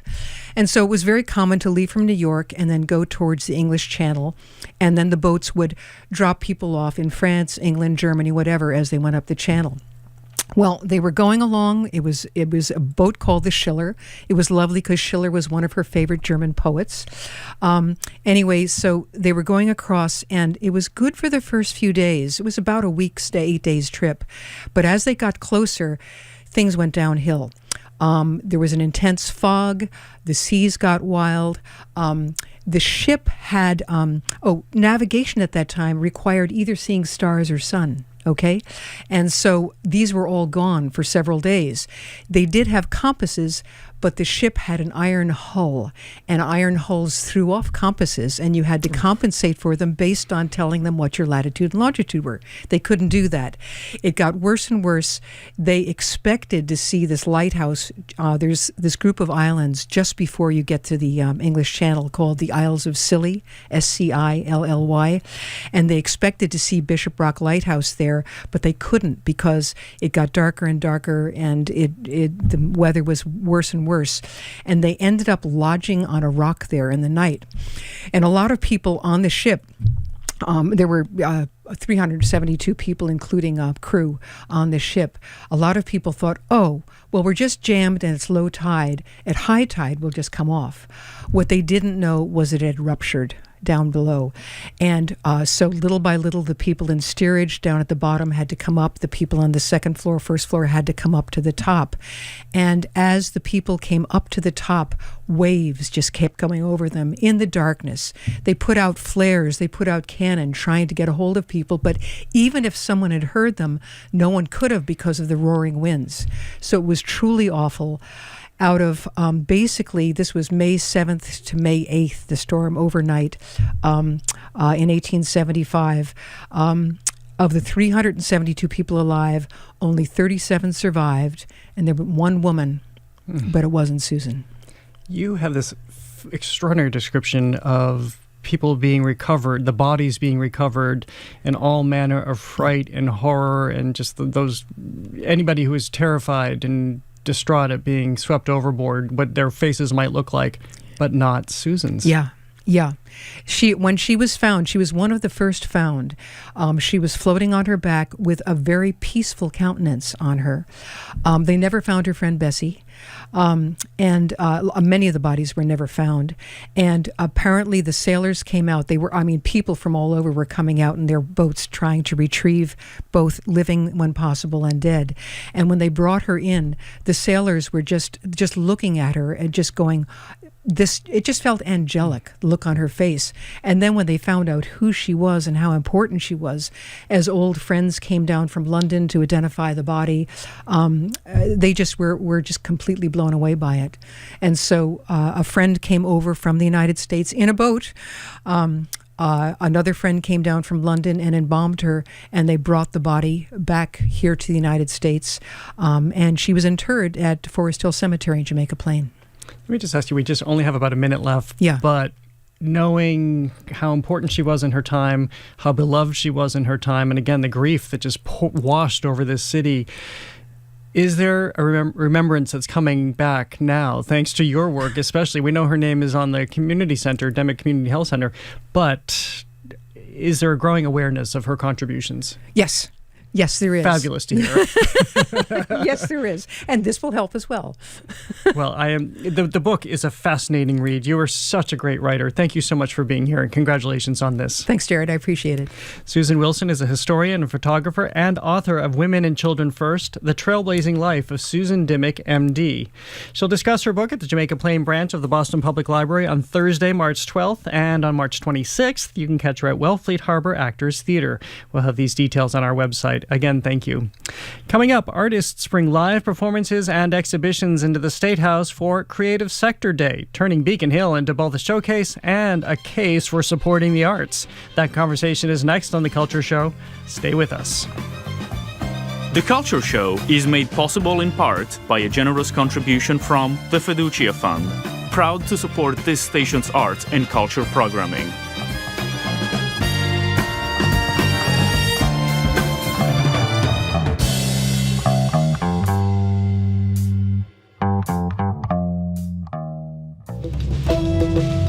I'm Arun Roth.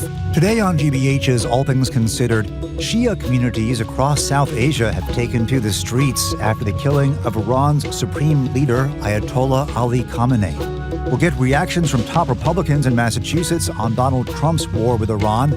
And first it was Harvard, now the Pentagon is cutting ties with more local universities. Those stories and all the day's news starting at 4 on GBH 89.7.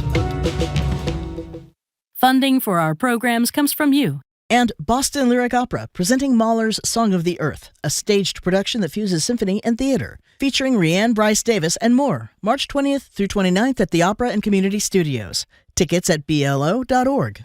And the Simmons Leadership Conference, a one-day experience featuring Hoda Kotb, Misty Copeland, and Juliet Funt, Tuesday, March 17th in person in Boston and online. Learn more at inclusiveleadership.com.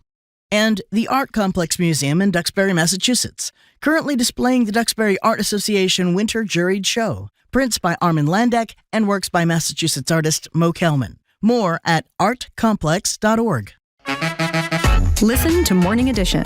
Watch the Boston Public Radio live stream. And get trusted local news all in one place.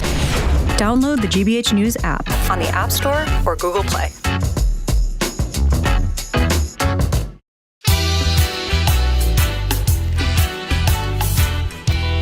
I'm Jared Bowen. This is The Culture Show, live on 89.7 and streaming on the GBH News YouTube channel. Public funding plays a central role in the arts ecosystem, supporting museums, theaters, cultural organizations, and individual artists across Massachusetts. It helps sustain creative work, preserve cultural heritage, and make the arts accessible to the widest possible audience. But in the past year, federal cultural grants have been rescinded across the country, including nearly $2.8 million in Massachusetts alone, affecting 40 organizations and more than 600 creative sector jobs. Now, artists and cultural leaders are bringing their work and their message directly to Beacon Hill. Tomorrow, Creative Sector Day will turn the State House into a living gallery and performance space. Musicians, dancers, poets, and visual artists will present their work inside the halls of government. It's both a showcase and a statement, a way for the creative community to demonstrate in real time what public support makes possible and what could be lost without it.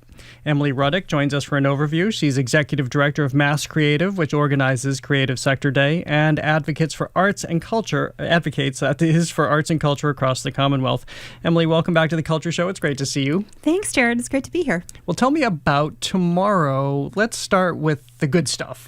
Sure. People bringing their wares, in this case, performance, all their artistic talent, right into the State House. Yeah, one of the things that we really try to do is make visible the contributions that artists and creatives and cultural organizations bring to all of our communities across Massachusetts.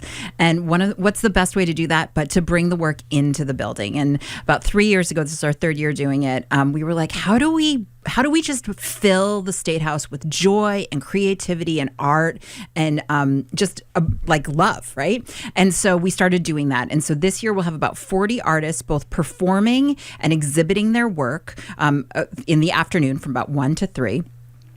Which is amazing to sort of see happen. And it's a great moment, too, because legislators get to see constituents in their district who are making art happen in the State House. And you have headliners, too, like Reggie Gibson, who we've had on the show a couple of times already. He's the Poet Laureate of the Commonwealth of Massachusetts. So some big names, too, circling all of this. Yeah, absolutely. So in the morning, we'll have a formal program that we're so glad that our Massachusetts Poet Laureate, Reggie Gibson, is going to be a part of. And then also singer and hip-hop artist Zakiya Sutton will be also in that formal program in the morning. Then we'll have folks from everywhere from the Berkshires to the Cape to Essex County. They'll all be there performing and displaying their work. And anybody can come. And obviously the State House is open. It's a public place. Or if you're an artist, you're somebody who loves the arts, you're somebody who wants to support the arts, everybody can go. Absolutely. Everyone is welcome to come to the People's House. And we encourage folks to join us. One of the things that we often forget is that when our elected decision makers are making choices, they are busy and they've got their heads down. And so this is an opportunity for us to go to our house, to the People's House, where our elected officials are making these choices and make sure that they see the impact and the contributions of art and culture across Massachusetts, and how important it is that in this moment we are prioritizing funding for artists, for cultural organizations, for libraries, and for our tourism industries that are all suffering at the moment. Well, that's a good transition into the not good stuff, which is what are we facing right now? I know that it was just about this time last year, I think, that this all started when we first started getting hints from the Trump administration that these cuts would be coming. Some have been imposed, some have been dialed back, and people are actually receiving funding. How would you describe where we sit right now? The word I would use is uncertainty. Right. So there's a lot of mixed messages coming from Washington. There are a lot of reallocation of federal funds. So some grants were canceled, some were rescinded to move money to other projects that were reprioritized or moved to the top of the list. And that has left our cultural sector with deep uncertainty about how much they can count on the federal government to continue to invest in arts and culture, as well as what they're allowed to do with those funds. And that's the part art, I think we really need to hone in on creative expression, and the freedom to express ourselves and to tell the stories of people in Massachusetts are under threat. And we need to make sure that on the state and local level, we are prioritizing making sure that everyone's story matters and everyone's creativity matters. When you say everyone, how do you define what constitutes the creative sector? Yeah, so I think that's the thing. We really want to have a big, broad tent, right? So it's public art in our spaces. It's performing arts. It is the arts educators who are in our schools and are helping our young people feel safe and feel connected and feel able to express themselves in really scary moments, right?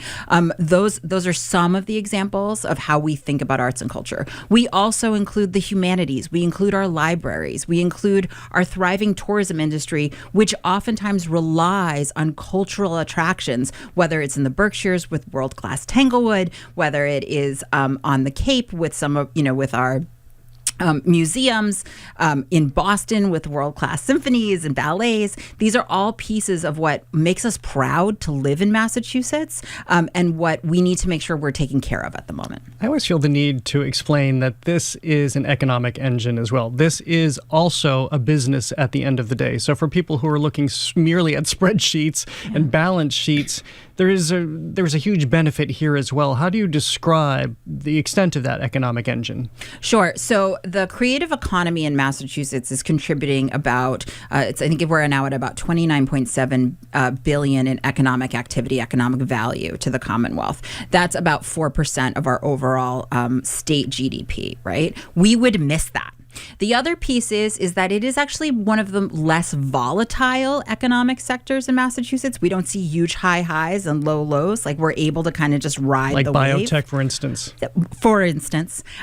Which we need to, but we have a really nice, solid creative economy that also isn't dependent on location, right? There is creative economic activity happening in Springfield, in Worcester, in North Adams, in Boston, in Cambridge, all of these cities. The other thing, just another sort of talking point here to just bring up, is that we're the fourth most arts vibrant state in the nation, right? So we are leading in how we think about investing in arts and culture, how we connect people to these experiences, and how we celebrate our creative communities. Why is it so singular here? I think there's a long legacy, right, of people who understand that when we are connected to art and when we are allowed to express ourselves creatively, we are better connected to ourselves and to our neighborhoods and to our communities. I think that we are proud of the art that's come out of Massachusetts and New England. And I think that there's that legacy piece is really important. And we have worked together for many, many years to make sure that we're advocating, we're asking for what we need, that we're not taking for granted that arts and culture is something that's important to Massachusetts, but we're continuing to move that along. I'm not happy that we're number 4. Who do we need to topple to get out of the way to be number 1? Well, I mean, this is my sad news. It's actually we dropped. So last year we were 3, That's what and I now thought. we're 4. We're number 3. Yeah, I mean, New York and New Jersey, and I believe it's California are ahead of us. But we can continue. Jersey. Well, I mean, I don't mean to disparage it, but Jersey. As the proud, most of my family's from New Jersey, so I'm going to get into trouble if I speak ill of New Jersey. You know what? And I think you could just tell them the host made you do it. Yeah, exactly. Thank you. Jared said. So I think one of the things to talk about here is that this didn't happen by accident, right? And we can't sort of rest on our laurels, right? This is, going from 3 to 4 isn't a great feeling, particularly for a state that's so proud of being number 1 in so many other categories. And so we gotta keep pushing the ball up the hill. And our elected officials are going to have to make some really difficult choices, right? None of this happens in a vacuum or in isolation. Our elected officials on the state level and on the city level are having to make choices about healthcare, transportation, public safety.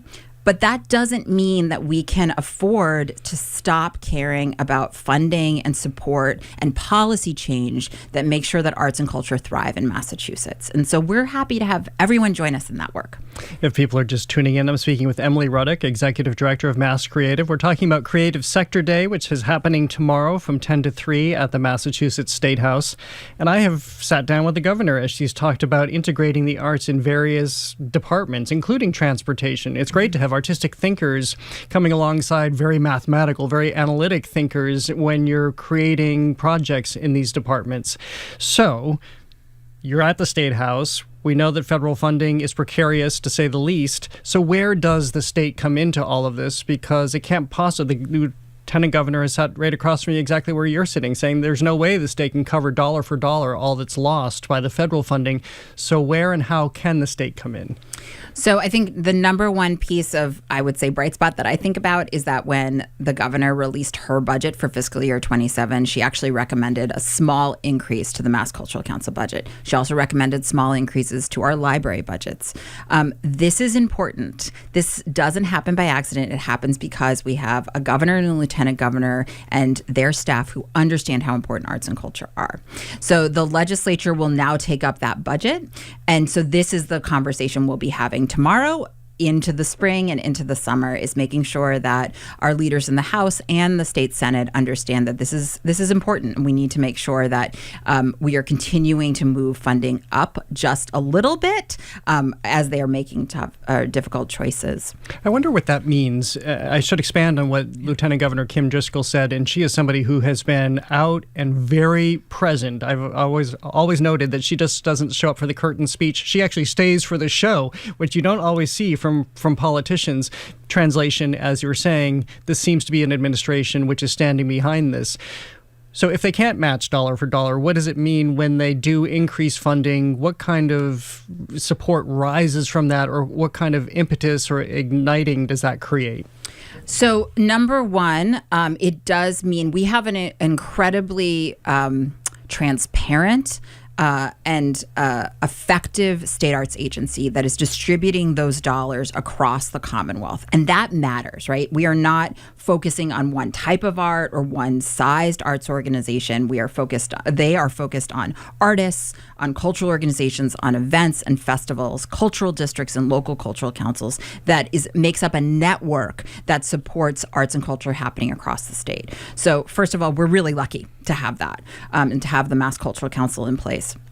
The next piece is that those dollars inspire other dollars, right? And that isn't necessarily because of a required match, but we see when there is public investment in the arts, there is corporate investment in the arts, there is philanthropic investment in the arts, there are consumer investments in the arts. You know, one of the things that a couple years ago, about 2 years ago, Americans for the Arts did a study, and in Springfield, they found that when folks went to an arts event, they spent about $30 on restaurants, on retail, right? That ripple effect piece, that multiplier effect, that was for locals. For people visiting Springfield, it was $50. And so those sort of economic engines are not ignored by the private sector and by our businesses, who then see this as like, hey, we need to have more arts and culture because it drives people to our businesses. How are you looking at AI? We're seeing this being dealt with on the national level. We see states like Tennessee leaning heavily into creating some sort of guardrails because they want to protect the music industry in Nashville and in the confines of Tennessee. How much of that is an issue that you're bringing to the legislature here in Massachusetts? You know, I would say, number one, our conversations that we've had are, if we're going to have an honest conversation about AI, we need to make sure that we have artists and creatives at the table who are potentially going to be affected by this. We have an amazing regional office of SAG-AFTRA that has introduced some really important legislation that is about making sure that when when an actor performs, that their likeness can't be used and captured and then replicated for AI modeling. One would think that's a no-brainer, but in fact, that's a guardrail we need to have in place. And that's a piece of policy that they're leading on that we have endorsed and supported. Again, our job is to make sure that when decisions are being made around the creative economy and the creative sector, that artists and cultural leaders have a voice in that process and a perspective to add. And one other question I have for you in our remaining time is about space and place. Yep. And talk about declines. There has been a significant decline in where artists have the ability to practice, rehearse, train, etc. over the last 10 years. Is that something that can be addressed right now, especially in a more challenging environment? Yes, absolutely. In fact, I think that is the number one issue that we are hearing from artists and cultural organizations about. And it's not just an individual artist issue, right? Like one would think, oh, if you can't afford to have a studio space in Alston, Brighton, well, okay, that's just going to affect you. No, it's going to affect the arts organization that wants to hire a musician or hire a designer to do work for them locally. It's going to affect a network or a community of artists who are often working together in shared studio spaces when that studio space disappears, right? That community splinters apart. So this is a huge issue. And it's not just a Boston issue, Jared. It is an issue that is happening in East Hampton, in Lowell, in New Bedford that we have to take care of. So I have good news. Thanks to the work that many partners around this issue have done, like Art Stays Here, Metropolitan Area Planning Council, MASSCreative, and others, we have worked with Representative Cahill and Senator Miranda to introduce a bill that would just do like some nice foundational place setting, right? That would create an actual definition for what creative workspace is in Massachusetts and give municipalities, cities and towns a couple of tools that they could use and employ if they wanted to address this challenge, right? And so this is not the silver bullet, but it is the first step of many that we need to take to get us on a path to actually pause and stop the loss of creative space and, in fact, hopefully reverse the trend. I lied. I have one more question because sure. I also just popped into my head. Of course, this is a gubernatorial election year. Is this a major opportunity for you to have candidates be accountable? Yeah, every time there is an election, it is an opportunity for us as voters and constituents to hold our elected officials accountable. We have seen some real amazing leadership from Governor Healy and Lieutenant Governor Driscoll, and we're interested to hear what other candidates running for those offices what their vision is. It's important that during election season, we talk about the issues that affect the creative sector. Well, I know you in particular will make sure that those conversations happen. Good to see you. Thank you so much, and good luck tomorrow. Thank you so much, Jared. Emily Ruddock is Executive Director of MASSCreative. Creative Sector Day takes place tomorrow from 10 to 3 at the Massachusetts State House, the People's House, where artists from across the Commonwealth will perform, exhibit their work, and meet with lawmakers throughout the day. You can learn more at masscreative.org. Coming up, we head to one of the aforementioned cities, New Bedford, and Mexico, actually, by way of a new exhibition that looks at the art of resistance. That's next on The Culture Show. Stay with us.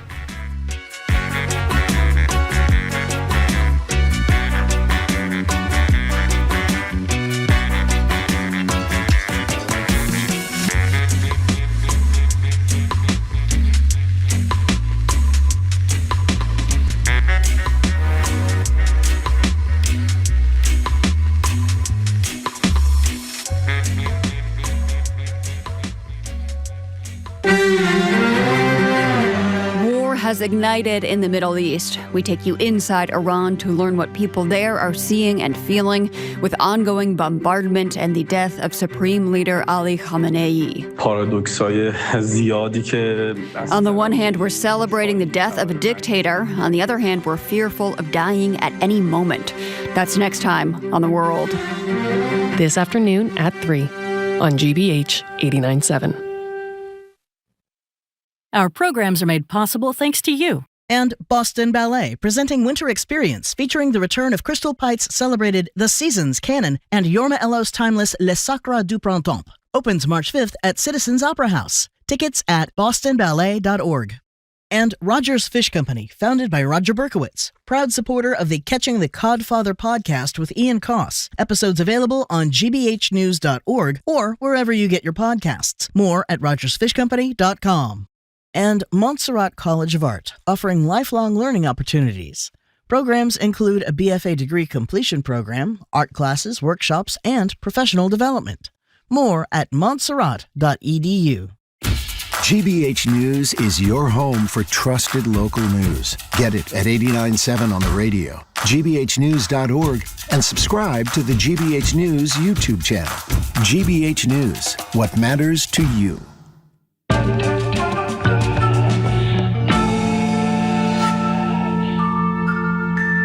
I'm Jared Bowen. This is The Culture Show, live on 89.7 and streaming on the GBH News YouTube channel. A programming note, because of technical work at our BPL studio, we won't be broadcasting our shows there this week. A new exhibition at the New Bedford Art Museum, Resistance, Cultural and Political Narratives in Mexican Art, brings together artists who use their work to confront real-world struggles, from government control and censorship to migration to the fight to preserve cultural traditions. Through sculpture, prints, and large-scale installations, the exhibition shows how artists turn history, folklore, and lived experience into powerful visual statements. It opens March 11th and runs through May 31st. Joining me to talk about it all are Suzanne de Vegh, Executive Director and Chief Curator of the New Bedford Art Museum, and Adela Goldbard, an exhibiting artist and Associate Professor at the Rhode Island School of Design, whose work spans installation, film, and performance. Welcome both of you back to the show. It's great to see you both. Thanks, Jared. Thank you. Good to see you too. Well, Suzanne, I'll start with you. Just describe what you've assembled here in terms of the artists and what they're saying in this moment in Mexican society. The messages that they have for Mexican society are ones that we should listen to and model ourselves to sort of follow their lead. Translation, many issues that we might be confronting here in the United States at this moment? Yes, and that's so much of why I decided to present the exhibit now, because we're living in such a challenging moment, and I think we all need ways to feel hopeful and to feel that we can resist politically and fight these. This horror that's going on around us, people being pulled off the street. So Andrew Morochek, who's the co-curator of the exhibit with me, brought an exhibition called Lecal, which is Mexican street art, primarily lino cuts done on paper, done at a collective called Subterráneo in Oaxaca, and that was founded by master printmaker Mario Guzman. And he utilizes graphic art as a tool for social engagement, primarily with an emphasis on community labor and political struggle. And I went to Oaxaca to see these posters in the real. I've always wanted to go there. Oh my gosh. Well, you'll go and you won't want to come back. It's so beautiful and the people are so warm and so friendly. And the artists are fantastic. But you see everywhere, you're walking down the street and there are these bold posters and they are adhered to walls and buildings with wheat paste. And so we've brought them to New Bedford, and they're these very potent images of ordinary people who are standing up. And we need to do more of that. And so I felt very strongly that we had to show many textures of Mexico. So not just the printmaking. Andrew brought that to me, and then I felt that we had to enlarge the conversation. And yeah. Bringing in artists like Adela, who is based both, of course, with RISD in Providence, but also in Mexico. What is it in the culture that you would describe that this is a part of many artists' DNA to rise up and have these very public conversations through their art, as you have done? Yeah. Well, I guess I would say it's a tradition that comes from long ago, right? If we remember the muralists back in the day, right? Originally, what they were doing was also, like, through their art, protesting and also like doing some kind of, let's say, left-wing propaganda, right?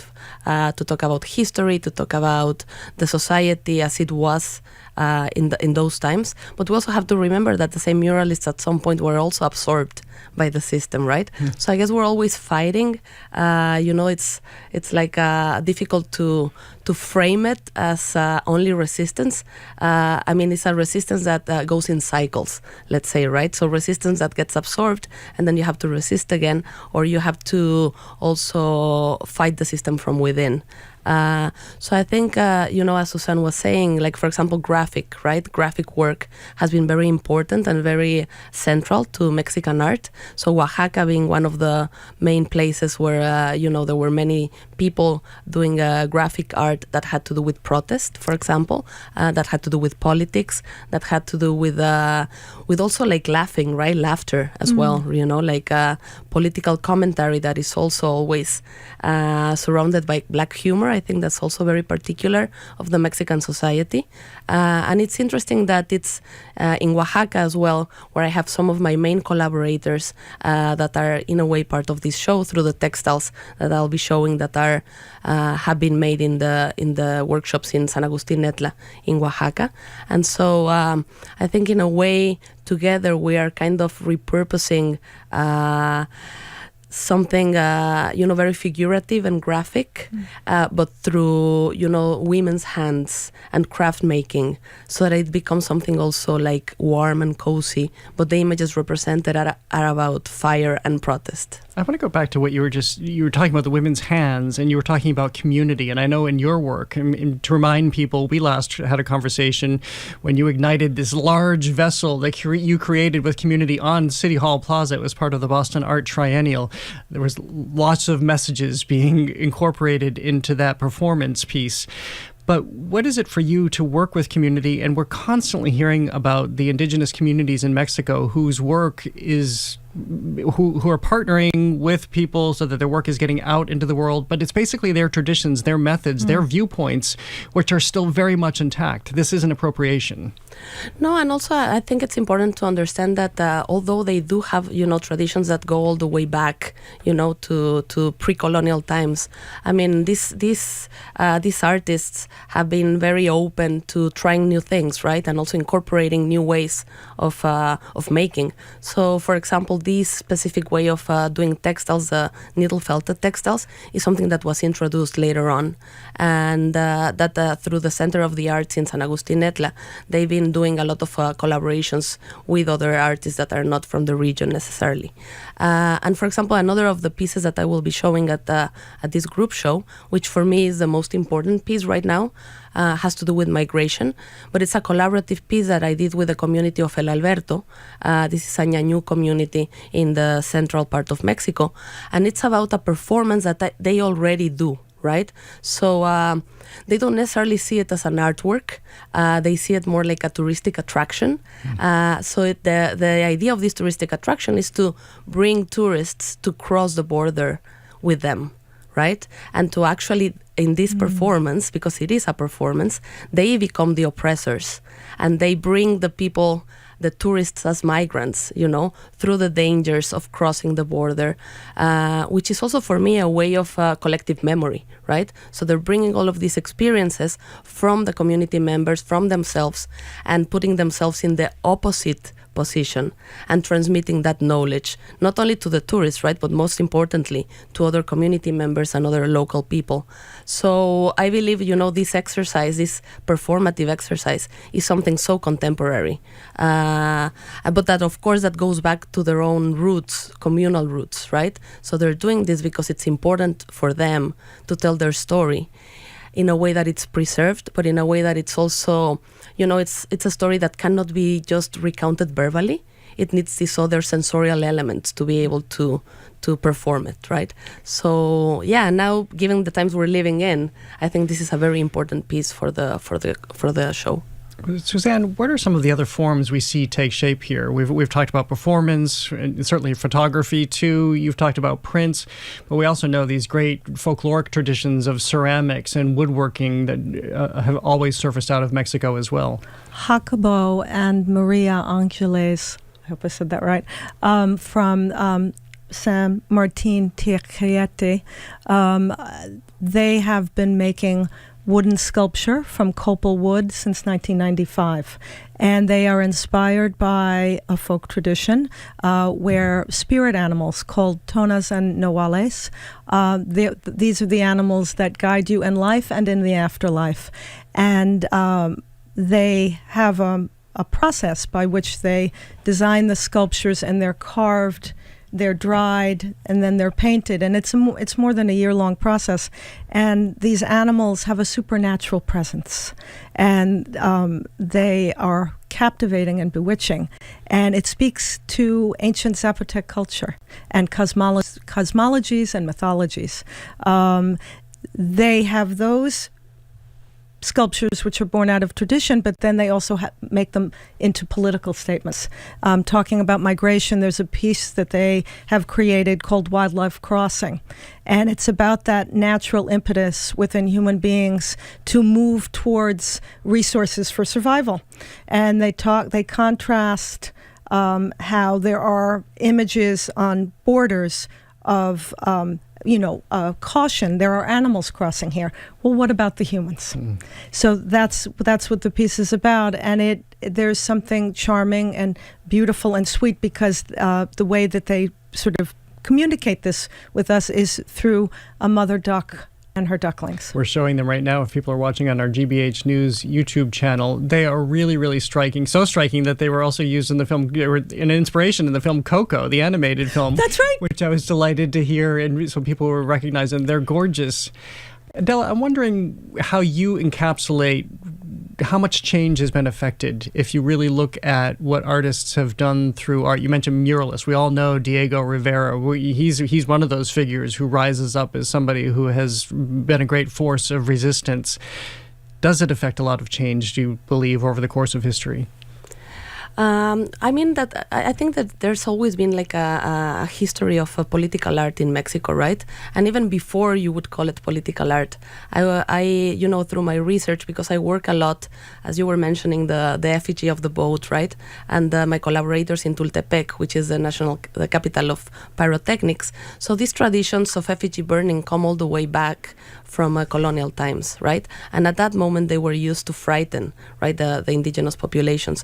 So since that moment, when the first, effigy burning ritual took place as part of, an indigenous celebration at that time, that moment when they overturned the actual role of these devices, of these oppressive devices, I think that's where, let's say, political art was born in Mexico, right? So I think that has really, been part of the culture and the way of looking at things, right? So this doesn't mean that art will immediately, change things, but I think it does change the way we perceive things or think about things. So I think it's important, right? And I think it's important to continue with such a tradition that kind of goes against, let's say, more abstract ways of making art, which I have nothing against it.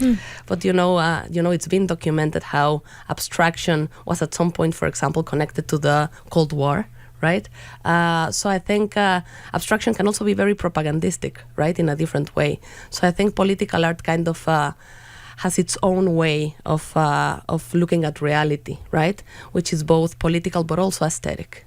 Suzanne, as you've been thinking about this, to start off where you did, in thinking about what's happening in this country, and we know a history of protest art in this country, a lot of it has come through song, actually.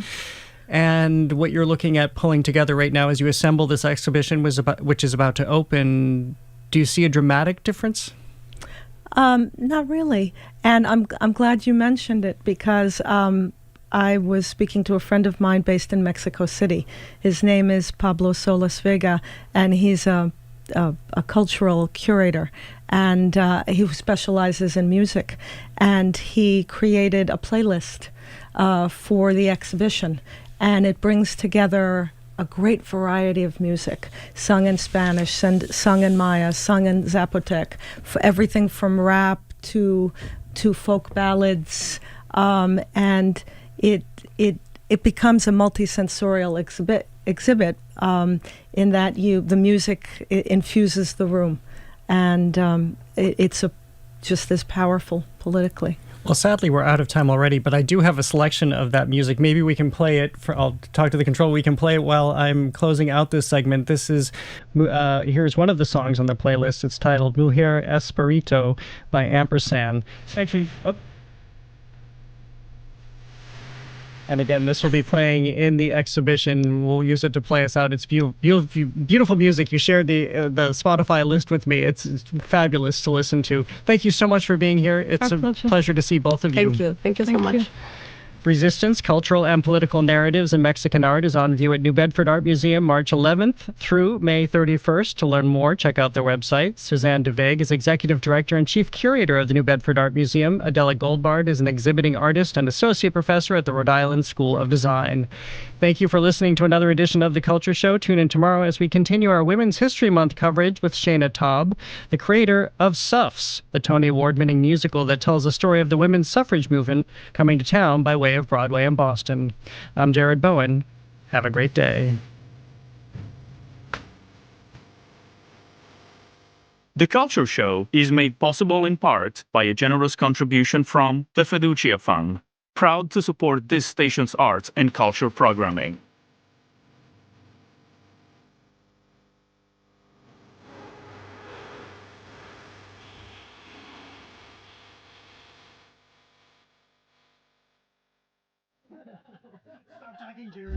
GBH's All Things Considered is coming up this afternoon at 4, with Marketplace at 6:30. But first, get a global view of the news with The World.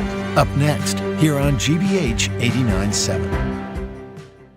Support for our programs comes from you. And Boston College, with its year-long in-person fellowship, Boston College Companions. Accomplished professionals can reflect together, explore new directions, and consider the next step on their journey. More at bc.edu/nextchapter.